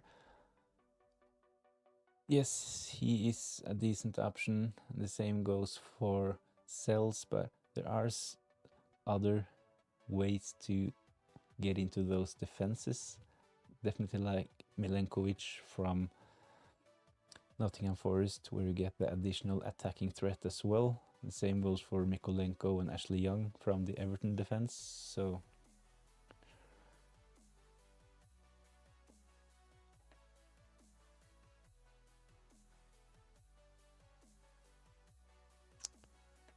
let's have a quick look at their price. Pickford, 5 million for Pickford. Sells, he's actually seen his price rise to 4.8, so it's really close when it comes to the price as well. Ownership, Matt Sells 10% owned, Pickford 12. So really close in terms of ownership and price.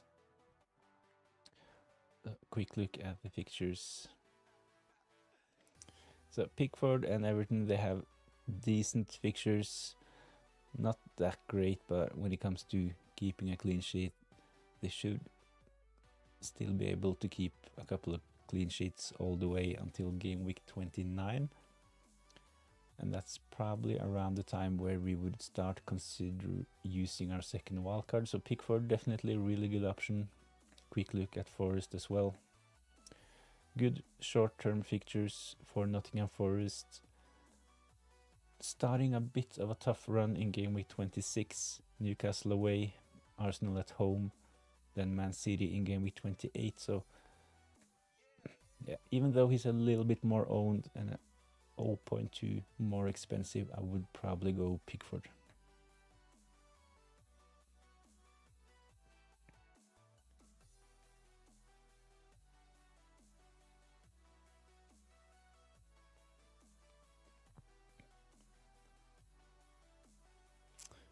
Problem with Pickford is of course that he blocks an Everton spot, especially if you want Calvert-Lewin. Just kidding. I actually started the season with Calvert-Lewin. It worked out well in the first, was like 5 game weeks. He did reasonably well. His ownership started to grow actually in game week 5. He scored in game week 3 and game week 4. So a lot of managers used their wildcard in game week 6 and brought in Calvert-Lewin, but yeah, he stopped scoring and I sold him a couple of game weeks later. But now he is probably a big rotation risk as well, so I would not advise considering Calvert-Lewin at the moment. On the other hand, if you need a new forward, I really like Crystal Palace fixtures, so Mateta is a decent option. I also, as mentioned, like Nottingham Forest, especially for the next 6 to 7 game weeks, so Chris Wood is also a really good option. Maybe a bit boring, seeing his ownership is it 25, around 25% ownership, so not to be considered as a differential, but a really solid pick in Chris Wood. So Mateta, Chris Wood, good options. I really like Solanke ahead of this game week, especially seeing that Spurs will play against Wolves. 2 teams that have conceded a lot of goals recently, both attacking, so I think that the game in game week 19 will have a lot of goals as well.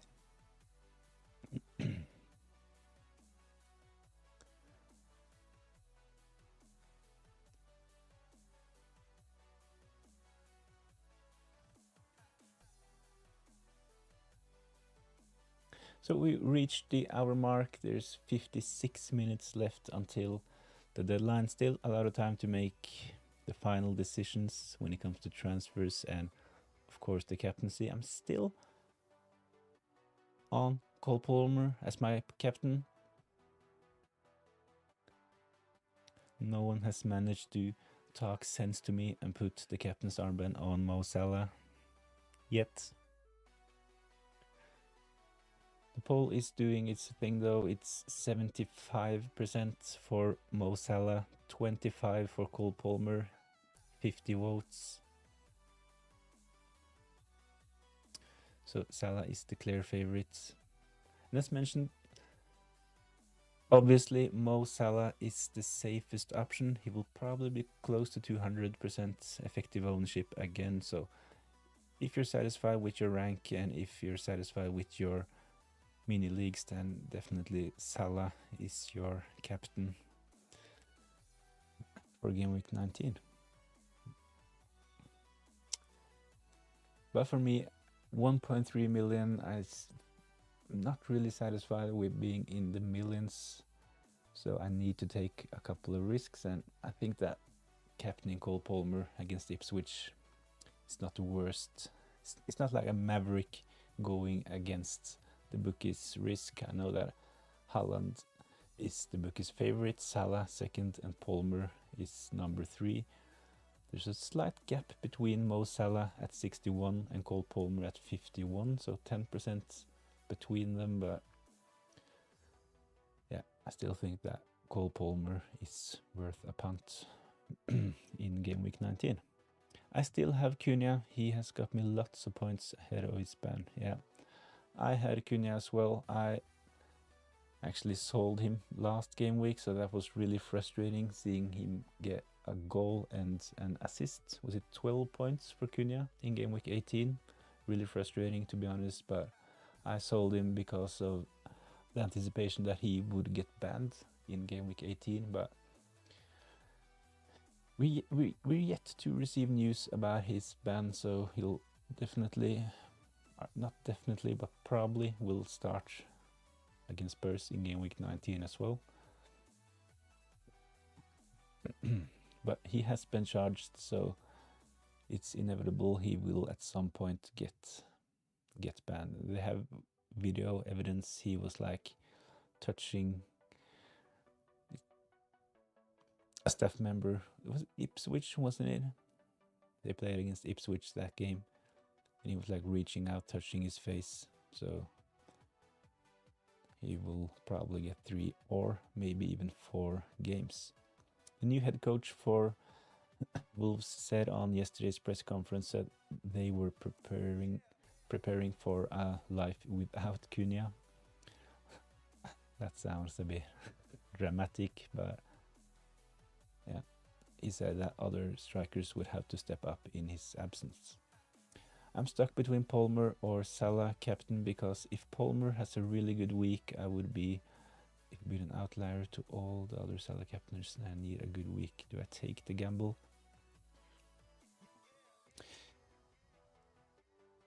I'd say yes. If you need a really good week, if you need a safe week, so I mentioned this a couple of times, if you're satisfied with your rank, if you're satisfied with how it's going in your mini leagues, it's probably wise to just captain Mo Salah and play it safe. But you're saying that you need a good week. I'm in the same position, to be honest. I'm ranked 1.3 million. I've had a steady climb from game week 7, where I was like 4.5, something like that, because I started without Haaland. But it would be really sweet to get into a better position when it comes to rank, maybe even break the 1 million before New Year's. If I captain Salah, I will not be able to do that, but if the Cole Palmer punt works out, there is actually a possibility.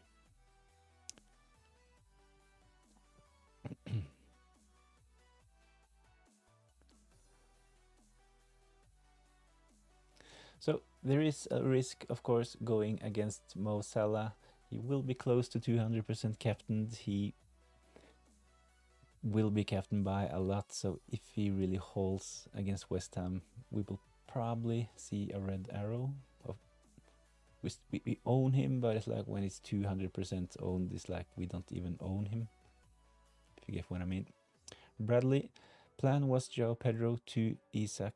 Now both keepers are injured. Would you do Flecken, Fabianski to Henderson, Pickford as well? It's Pedro to Isak.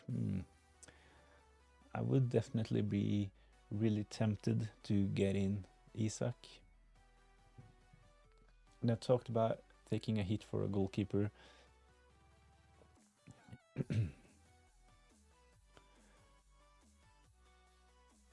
I say that there is a slight risk selling Joao Pedro for a hit. It's not like he's injured, so it could of course backfire, but I think that over the next few game weeks you will be much better off having Isak in your team. So yes to selling Joao Pedro to Isak. When it comes to the goalkeepers and the hit,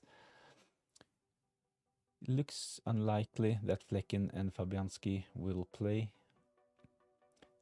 And it's like, when it comes to West Ham, they said that Fabianski's injury was not that severe and he will probably be back soon. But I think that if you have Areola, you should probably just play him. He can't be that bad in training. He started the season as well, so I think that if I were Areola, I would be really pissed if they play 80% Fabianski ahead of me. So I think that West Ham probably will play Areola. I have no inside information whatsoever, just the comments about the injury not being that serious, but it makes sense for them to play Areola since there's a really quick turnaround between game week 18 and game week 19. So my point was that if you have no goalkeepers, then a hit is basically just a -2, because your replacement in theory most of the times will get 2 points. So Joao Pedro to Isak and Flecken to Pickford for a -2. Yes. Why not Salah captain? The reason is that I'm really tempted to take a punt on Cole Palmer. Really like the fixture Chelsea against Ipswich.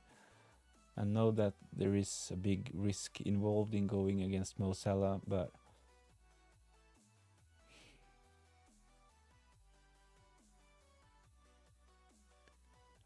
Yeah, slightly better fixture. Mo Salah, he has played a lot of minutes recently, and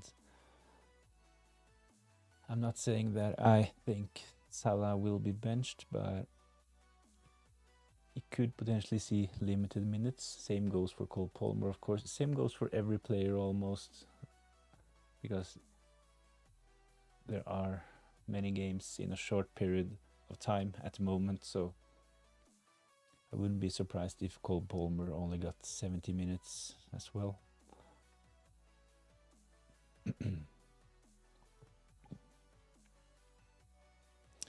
Yeah, so to answer the question about the captaincy, why not Salah?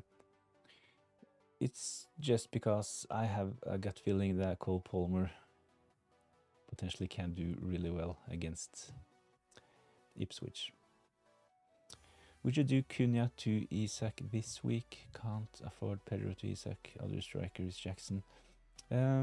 If I had Cunha, I would definitely just hold and do the move ahead of game week 20.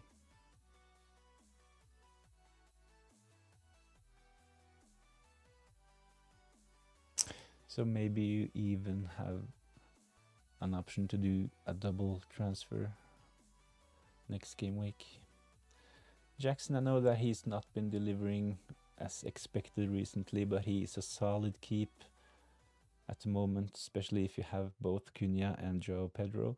We know that Cunha will receive a ban soon, and it might be ahead of game week 20, so Dylan, I would just save the transfer and reassess ahead of game week 20. Solanke or Mateta, there is powerful upside to Mateta. I really like Mateta, to be honest. At the same time, I really like Solanke for game week 19, but Mateta is probably better value, especially when we consider Crystal Palace fixtures going forward. I had a look at the fixtures like 30 minutes ago. Really good fixtures for Crystal Palace, especially when it comes to attacking returns. So that was the reason why I sold Bruno Fernandes ahead of game week 19 to bring in SA. Know that it's a punt. SA has not been delivering, so there is a risk involved in bringing in SA, but hopefully he can deliver, of course, and we know that Mateta is on penalties, but SA will have his say as well.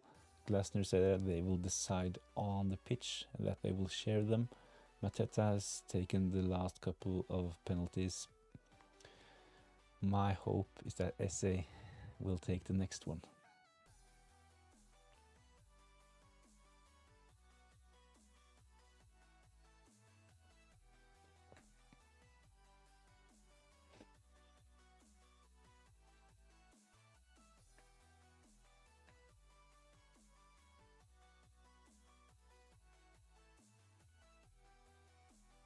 Thing with Mateta as well is that Nketiah, he's back now. Nketiah will probably get some minutes. I think Mateta will start most games, but we might see, as I talked about with both Cole Palmer and Salah, now with so many games in a short succession of time, I think that there will be some early substitutions for some of the players that usually are the most nailed, just to rest them, especially if they have 2-goal lead or more. So yeah, I think it's a bit up to luck when it comes to how many minutes the players will get going forward, to be honest. So quick turnaround between game week 18 and 19. The same goes for game week 20. And then we have, is it like 10 days between game week 20 and 21?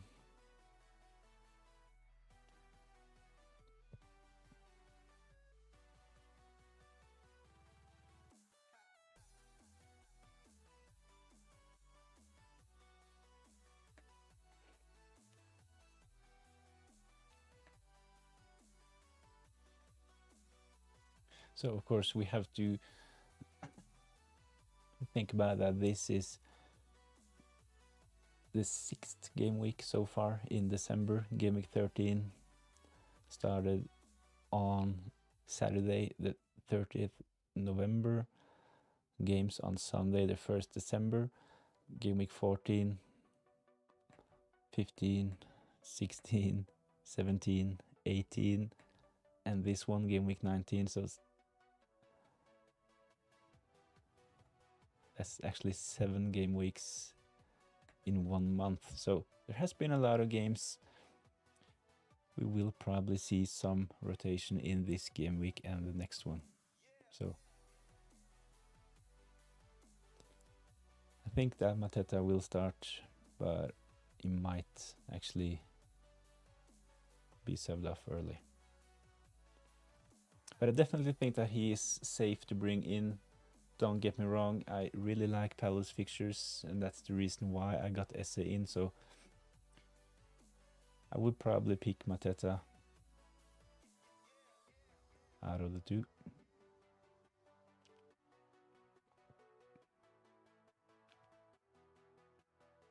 Which goalkeeper should I bring in on a wildcard? I'm thinking Raya. I also have Gabriel or Alisson for the double game week. I have no Liverpool defense. So the thing is, when it comes to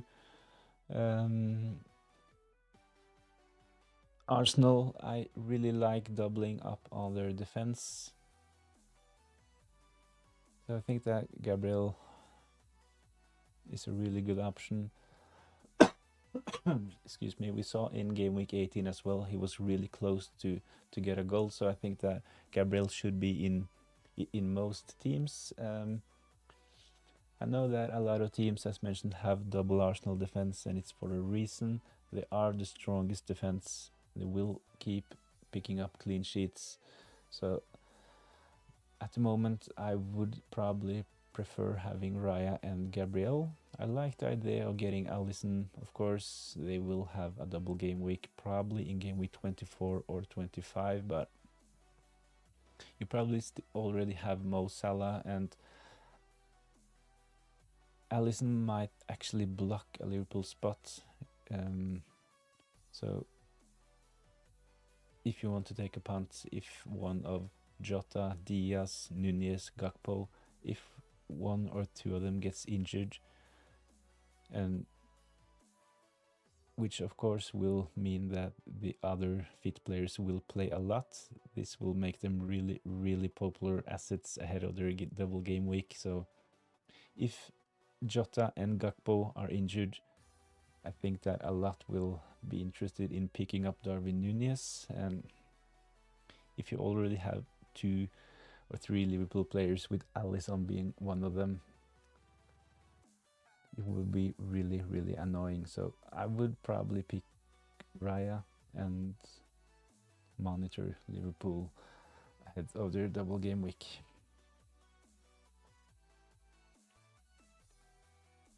So that was a lot of words. Hopefully you understood what I was trying to say. The thing with Alisson is that he has no attacking threat. He can only, his max potential for a game week is 6 points. He will not get many saves. He will not get many assists. So for a double game week, it's of course a good option to have the Liverpool goalkeeper. We know that he probably will play both games in a double game week, but I would be more satisfied with having other Liverpool players for the double game week.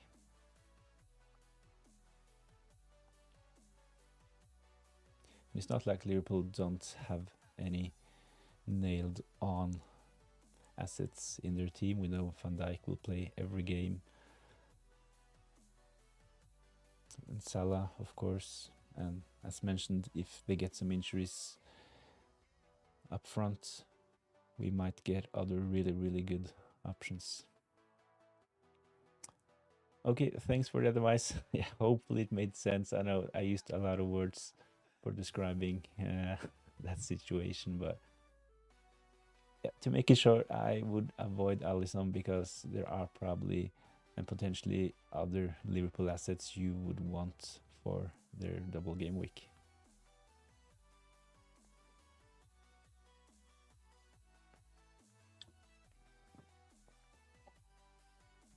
And especially since you have a really good option in Raya already, I definitely like the idea of doubling up on the Arsenal attack.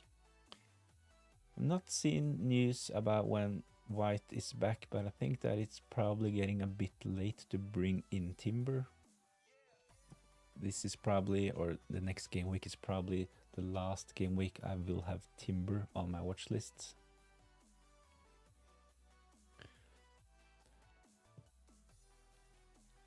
We know that Arsenal have had both White and Tomiyasu injured, so Timber has been pretty nailed on, and probably is for the next game weeks as well, of course, but at some point he could be a transfer waiting to happen. So having Raya is a really good option to cover the best defense in the league.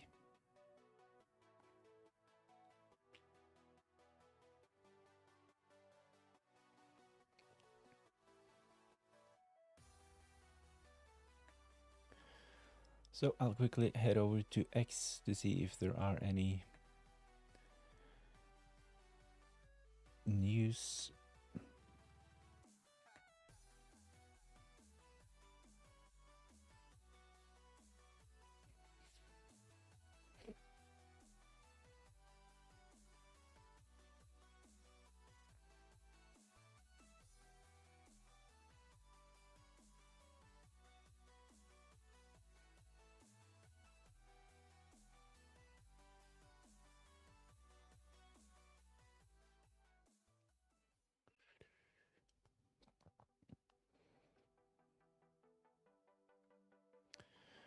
No big news. Not many asking or not many rumors about Man City's starting 11 these days. This was like one of the most interesting things before a game week, especially when Man City are playing in the early fixture. But at the end of last season, like the biggest accounts when it comes to those kind of leaks got it wrong a couple of times, so it kind of lost some of its merit when it comes to leaking early team news. So yeah.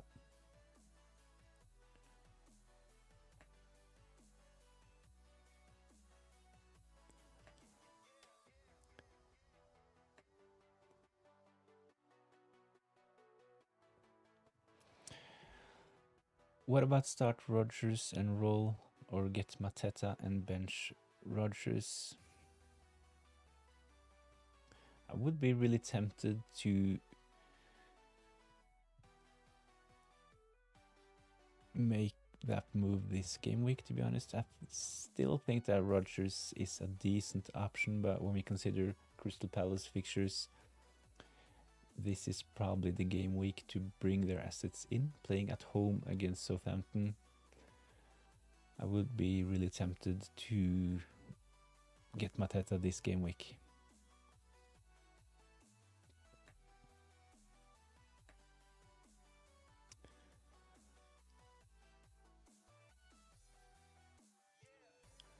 Would you start Semenyo or Murphy?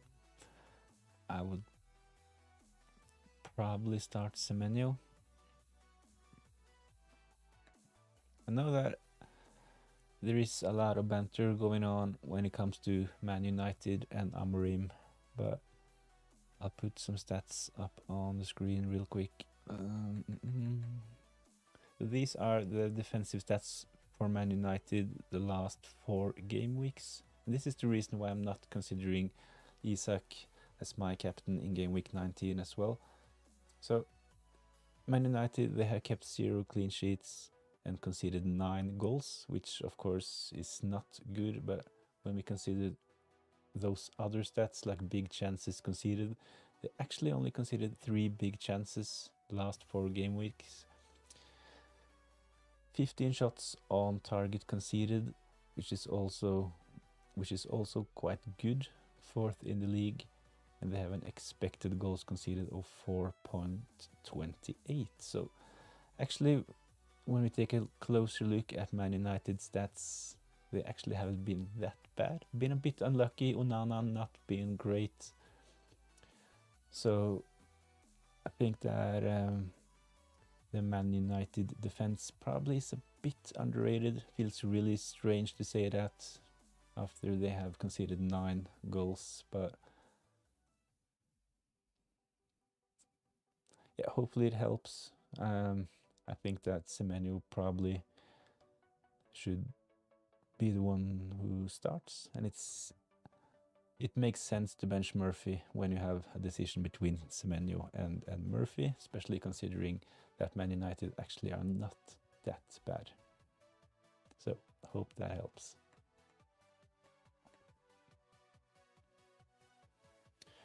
I have one free transfer, Mateta for Raul, as Muniz might start today. I would be a bit concerned as a Raul Jimenez owner, to be honest.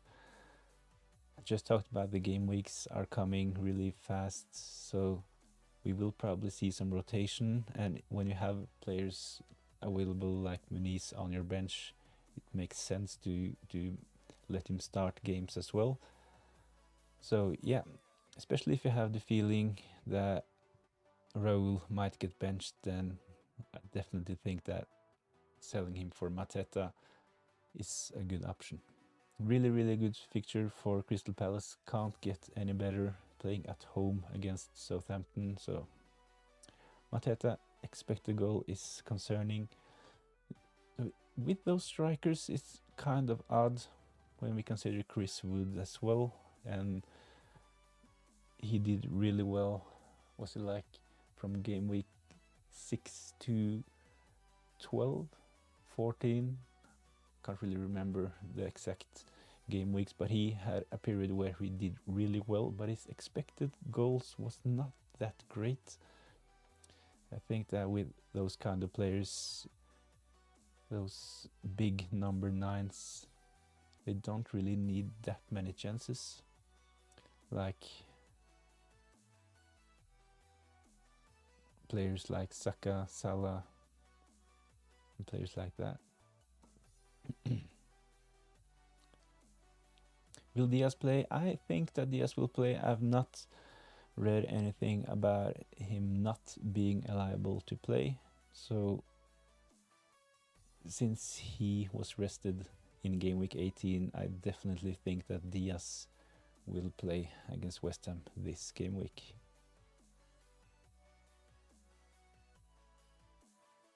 How do you obtain those stats? They're available on the FPL site.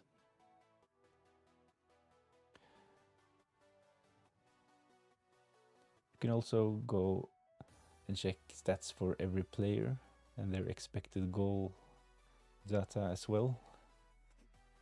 All those stats are available over at the official fantasy site these days. Guardiola or Cucurella?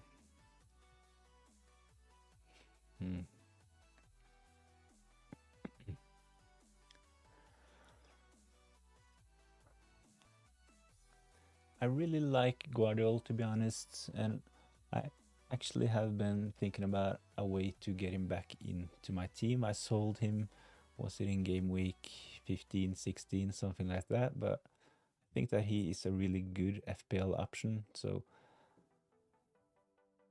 yeah, he definitely passes the eye test when it comes to attacking threat. Man City, of course, not been good recently, but it's really hard because Cucurella, of course, a really good fixture in game week 19 against Ipswich, so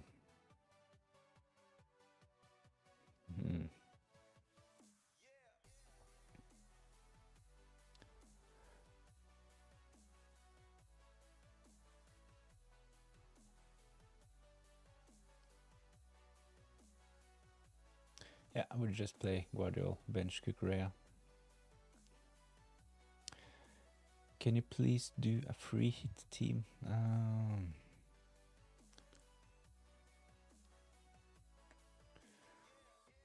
see.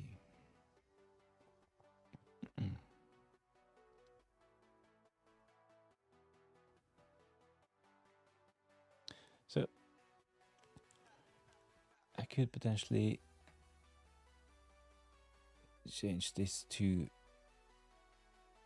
the transfer section, of course, but I'm not sure that I want to start messing with my own team so close to the deadline. But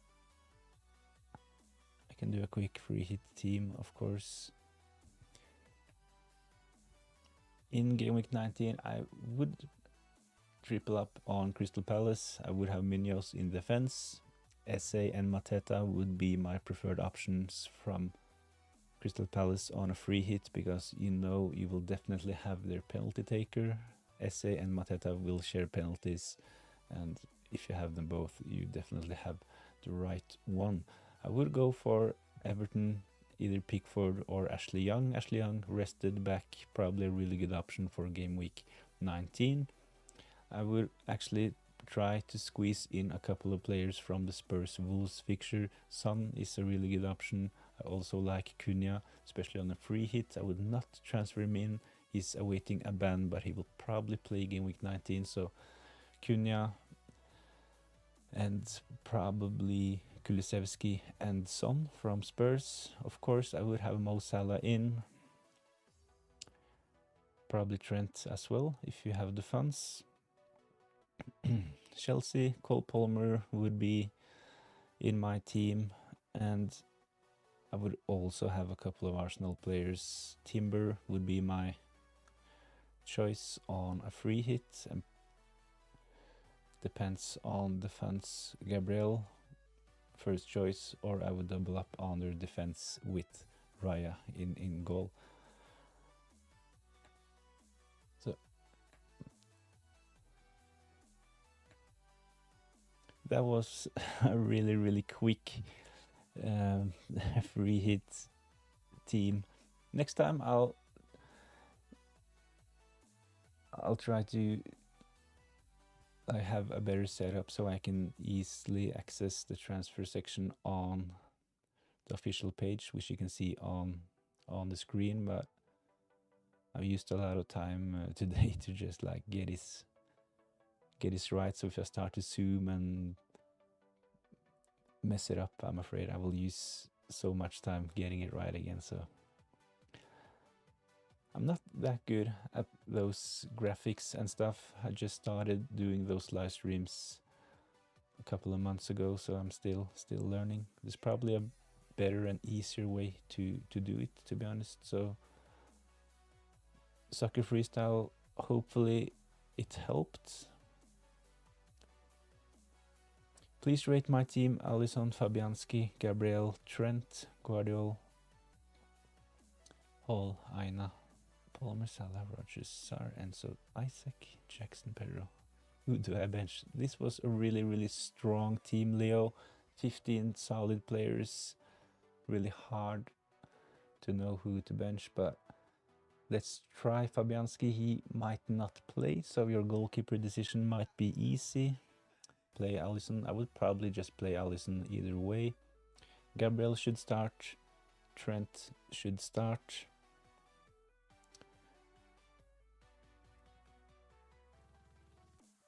I would, when it comes to that last defender, Hall, I would probably bench him. So it's between Aina and Guardiola. Since Guardiola is 6 million, I would probably start him with Aina first bench. Palmer, of course, he should start. He is my captain. Salah, of course, he's in the 11. And then it's Enzo. My last player would be Enzo on the bench. So Fabianski, Aina first bench, Enzo and Hall last bench. Your team is really strong. I'm actually playing Hall this game week. I have a much weaker bench, Masraoui and Buonanotte. It was a close call between Anderson and Hall, but at the moment I'm playing Lewis Hall for his attacking potential. So great team, Leo. Hopefully you start the correct 11 players.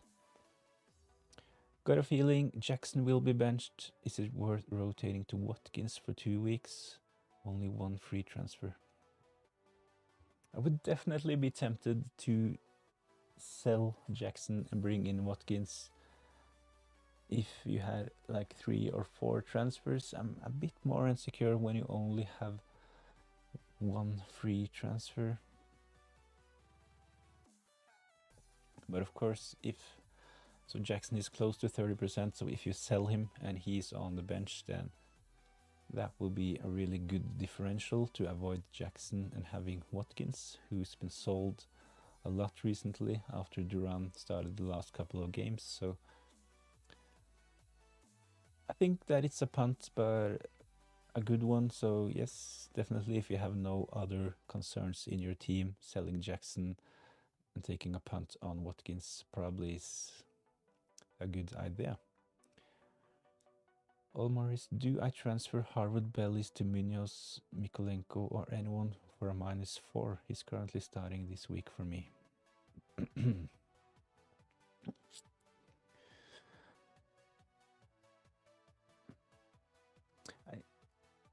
I don't really like taking a hit for defenders, but Harvard Bellis is not a really good option, especially if you have him in your starting 11. So if like you have to keep on starting Harvard Bellis, then it's probably just worth taking a hit to bring in Munoz. If you don't have the option to bench him, then I think it's probably worth it, and those -4 will come back to you over the coming game weeks. I really like Munoz. I think that he can do something in game week 19 already, so yeah, go for it.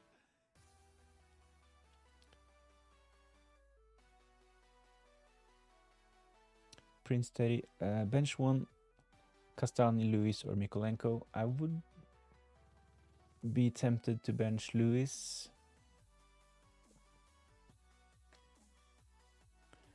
I think especially when it comes to Everton defenders playing at home at Goodison, I think that they should start. So Mikolenko against Nottingham Forest, I think it's a good fixture for him, and Castani as well. As we saw in game week 18, he has the potential for attacking returns. Of course, Lewis is a bit unsecure when it comes, will he start? And Man City are arguably the team with most quality, but we can't like not recognize their form at the moment, so I would probably start Castani and Mikolenko.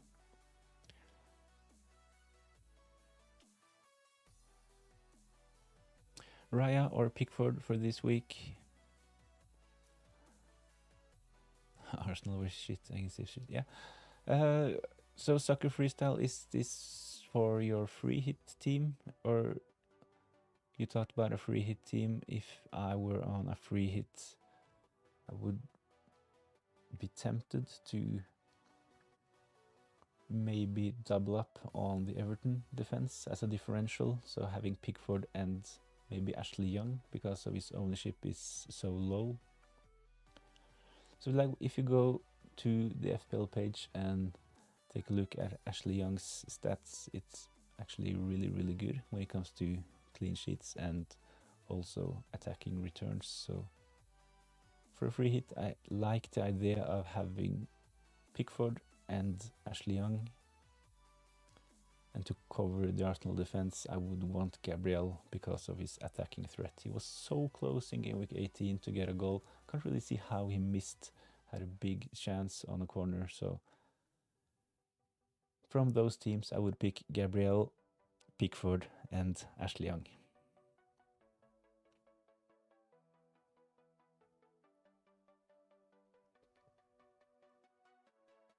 We're getting closer to the deadline, 18 minutes left. It's time to make a decision when it comes to transfers and of course the captaincy. I'm still on Cole Palmer. No one has talked sense to me or convinced me to go for Mo Salah.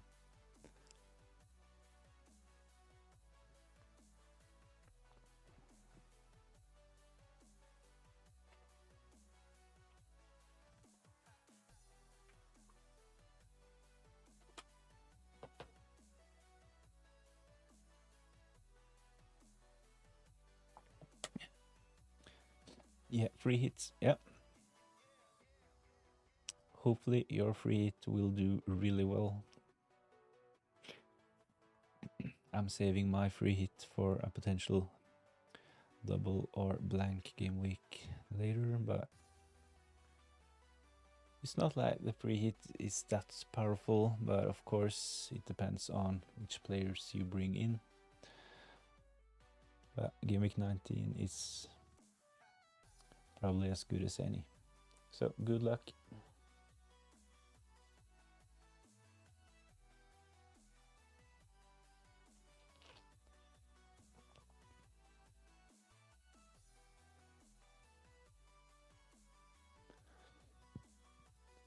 What I like to do on free hit is like in those situations where you have Mikolenko and Ashley Young really close between them, nothing much to separate the two, then I almost bring the lowest owned player.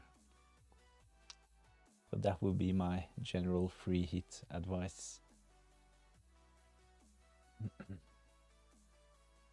Start Diaz or Enzo. Definitely start Luis Diaz for game week 19.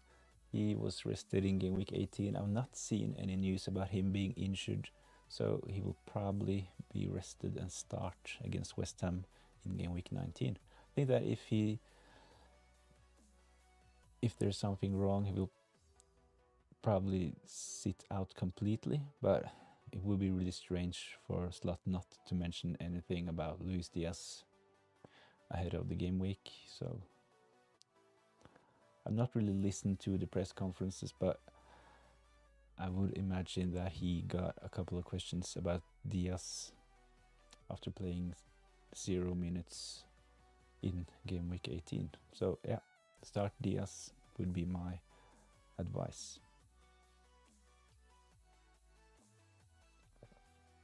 So 15 minutes left. I'll have a quick look over at X to see if there are any breaking news.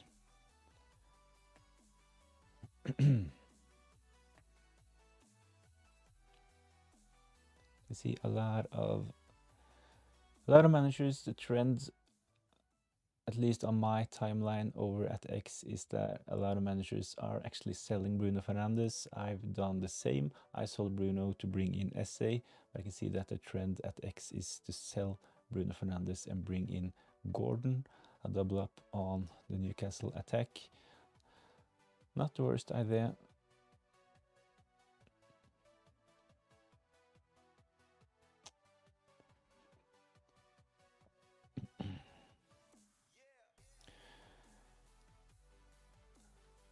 No big news from what I can see.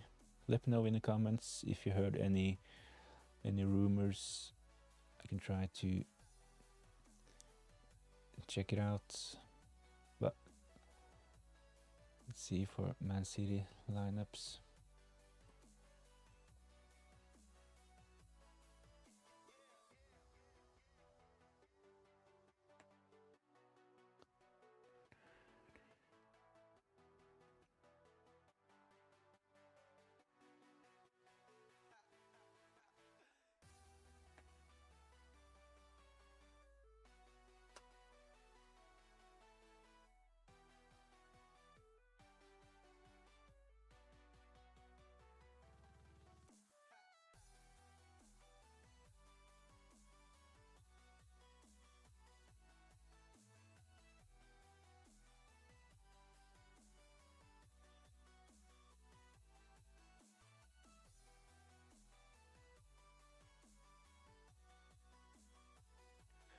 No Man City team news as from what I can see. Some rumors about Doku and Savigny starting on both wings, but nothing confirmed. Pickford, Trent, Munoz, Gabriel, Palmer, Salah, Esse, Kulusevski, Isak, Cunha, and Wood.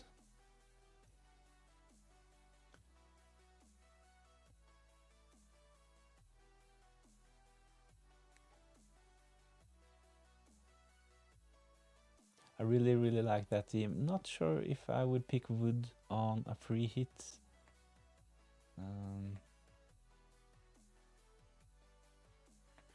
If I'm being honest, I think that Everton, especially since you have double Everton defense already in Pickford, I didn't go for the double defense Trent, Munoz, Gabriel. Since you have Pickford, I would not pick Chris Wood on my free hit, but that's just me. I don't like having my attackers play against my defenders, so I would probably pick another forward. So when we consider fixtures, then probably Mateta playing maybe a triple up on Crystal Palace for their good fixture against Southampton would be a nice differential on a free hit. I would be tempted to go Mateta over Chris Wood on a free hit, especially seeing you have picked Pickford as your goalkeeper. I'd be tempted to captain Salah. I thought Ipswich defended well against Arsenal away and maybe do decent against Chelsea at home. Yeah, that's one of the reasons why it's has not been a complete luck for me. Ipswich, they did fairly well against Arsenal. I agree, but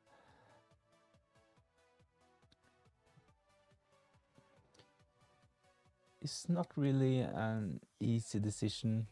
It's 11 minutes left. I'll have to make up my mind really soon, but it will probably stay on Cole Palmer. At my rank, I'm not really satisfied with my rank. It's 1.3 million. Had a really terrible start to the season by going without Haaland, so I was 4.5 million at some point. So I've had most green arrows recently and seen my rank go to 1.3 million, but I need to do something to break into the 1 million, and I will not attain that by captaining Salah. So I know that there is a huge risk involved. Of course, his ownership will be close to 200, but at the same time, when a player reaches those kind of effective ownership, it's kind of lame, isn't it? Because you can't really celebrate your captain goal because it makes no difference. So it makes the game a bit more exciting. I know about the risk, but I still think that the Ipswich game is a really good fixture for Chelsea. When we consider Arsenal and the Ipswich game, I think that Arsenal, they were a bit, let's call it, defensive in that game. Especially when they don't have Saka, they are focusing more on, like, when they get a 1-0 lead, they are focusing more on just safing. So I think that Ipswich did well against them, but I don't really think that Arsenal were attacking as much as they probably could and should. So yeah, that's my thoughts. So of course,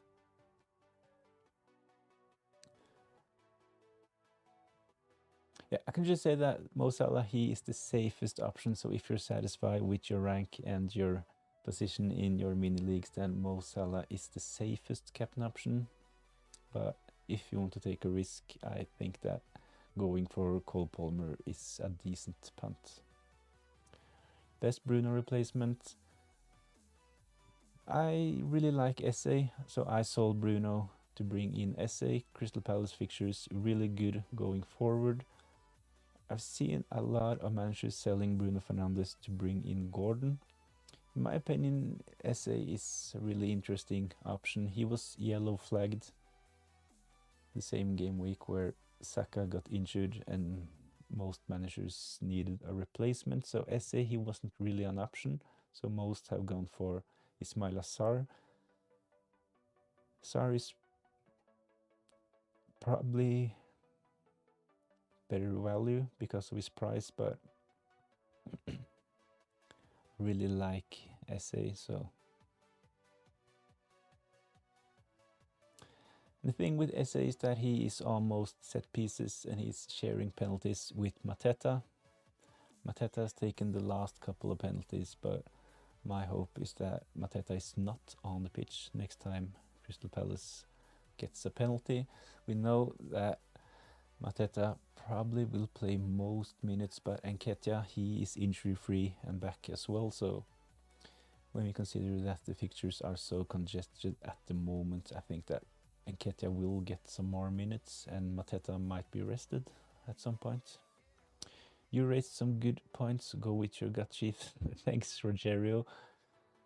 Hopefully the next time I do a live stream, I have a green arrow thanks to Cole Palmer and not the other way around.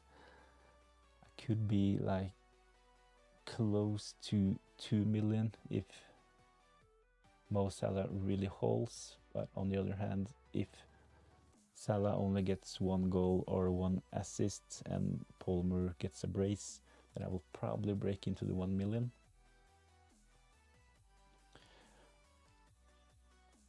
Six minutes until the deadline. SG play for Robinson, Rogers, Wood, Hall, Chalobah, João Pedro, Evo. We shall have bench boosts. I would be really tempted to bench boost with those players, but I'm not sure if Fabianski will play, so it would probably be a bit wasted to bench boost with Fabianski. So he's got a concussion, and I think that when you have a second goalkeeper like Areola, it makes sense for West Ham to give him a go in game week 19 and rest Fabianski, even though Fabianski looks to be their first choice at the moment. But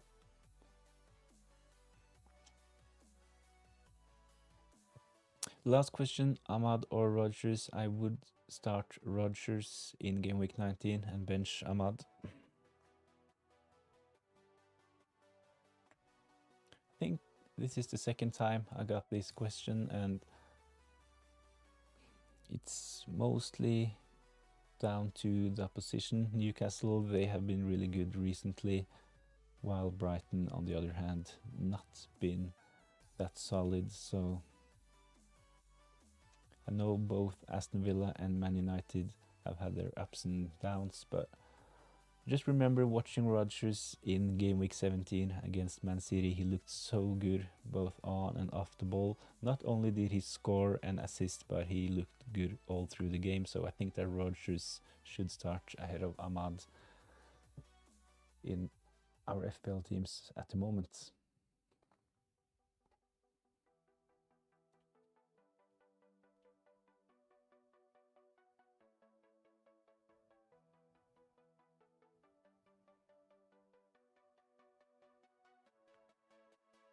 So play for, I don't think I actually answered the question. I would play Rodgers.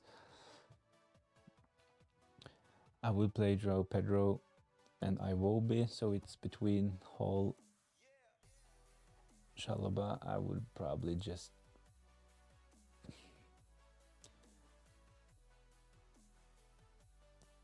play Chalobah, bench Lewis Hall. I know that I am playing Hall.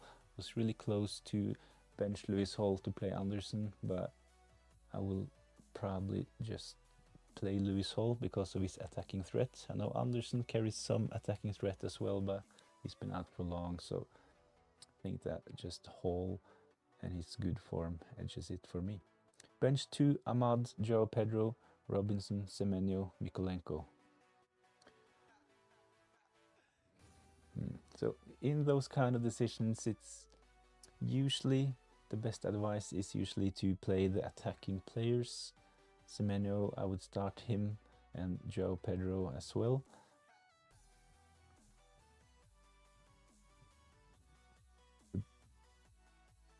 probably prefer playing Mykolenko over Robinson.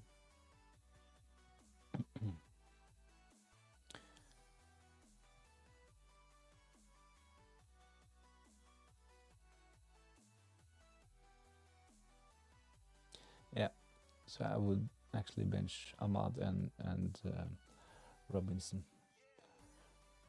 I know João Pedro has not delivered recently, but he is on penalties, decent fixture as well. Man United, Ahmad have been struggling.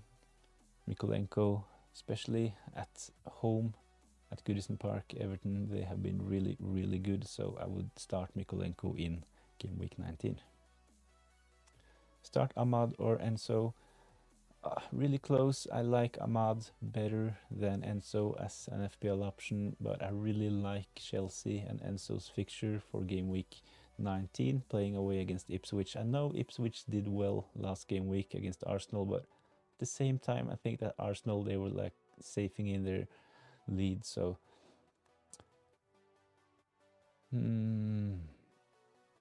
really, really close. Who do you think will do best? Enzo is on some set pieces, so we'll probably play Enzo.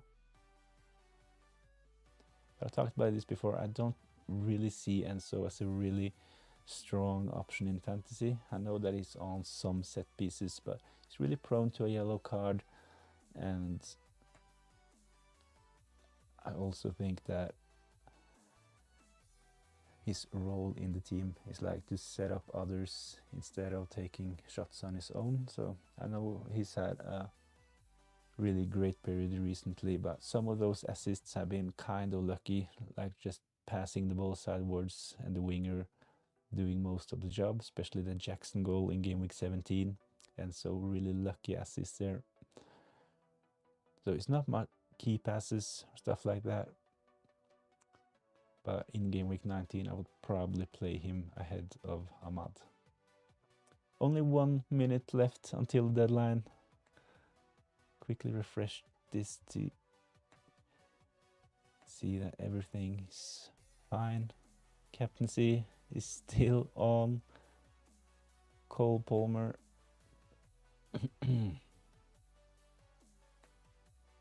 Not much time to change now. Only 30 seconds.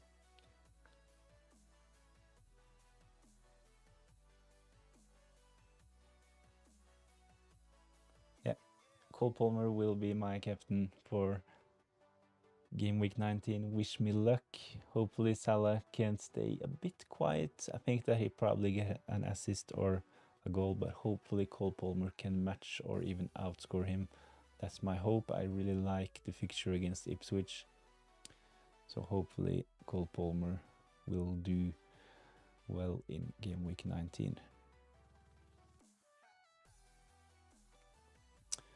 So the deadline has gone. No more time for transfers. No more time for changing the captaincy. So on the screen is my team for game week 19. Sanchez will start in goal. I selected Lewis Hall in defense, which means that I'm benching both Masraoui and Anderson. Really close decision between Hall and Anderson, to be honest, but hopefully Lewis Hall can do something in game week 19 against Man United. Last game week I benched Lewis Hall and he got a clean sheet, so that was kind of frustrating, but hopefully he can replicate that this game week. Gabriel, of course, he'll start. Kirkis as well. My captain Cole Palmer. Bowen, hopefully he can do something on a counter-attack against Liverpool. Mo Salah is my vice captain. Esse is my transfer in this game week. I sold Bruno Fernandes and brought in Esse. I know that a lot of managers have picked Gordon as their Bruno Fernandes replacement, but for me this would mean a triple up on Newcastle, and I really like Crystal Palace fixtures, so Esse was the one for me. I also know that a lot have went for Sarr, Ismail Sarr, a bit cheaper, but I really like Esse both as a player and fantasy option. He is on set pieces, sharing penalties with Mateta, so hopefully Esse will take the next one. Up top, Havertz, not really satisfied with Havertz's positioning after Jesus started playing as their number 9. I think that so Havertz is a keep, but I wouldn't necessarily advise you to bring Havertz in at the moment. He's scoring game week 17, scoring game week 18 as well, but it's not like he's getting a lot of chances, but he's taken the chances well recently.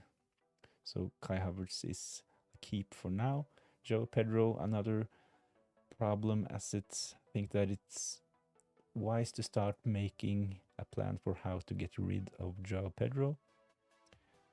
But hopefully he can deliver in game week 19, and my last player is Isak, the most transferred in player ahead of game week 19. So Isak is the most transferred in player. Next on the list, let's have a look. Next on the list is actually a surprising one, Cunha and Gordon. So Cunha, he will receive a ban soon, probably, and maybe ahead of game week 20. So I would not advise you to consider bringing Cunha in. I would rather start making a plan on a Cunha replacement.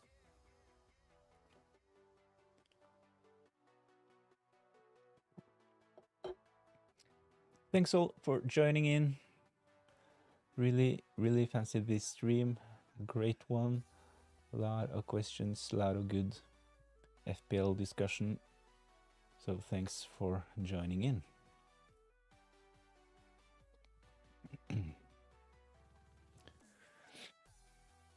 So please subscribe to the channel if you enjoy the content.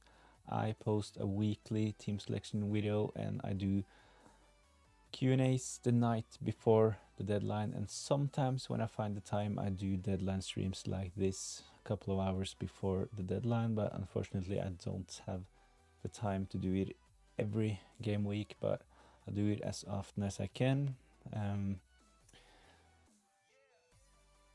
Subscribe as mentioned, watch my weekly team selection video, help me reach the target of 4,000 watch time hours. That's a lot, but that's what you need to get monetized on YouTube. So I would really appreciate the help on reaching that goal. That would be really great, so I can start investing in even better equipment. Like I need a new camera next, for instance.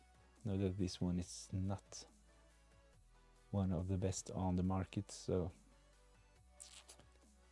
yeah, once again, good luck in game week 19. Thanks for joining in.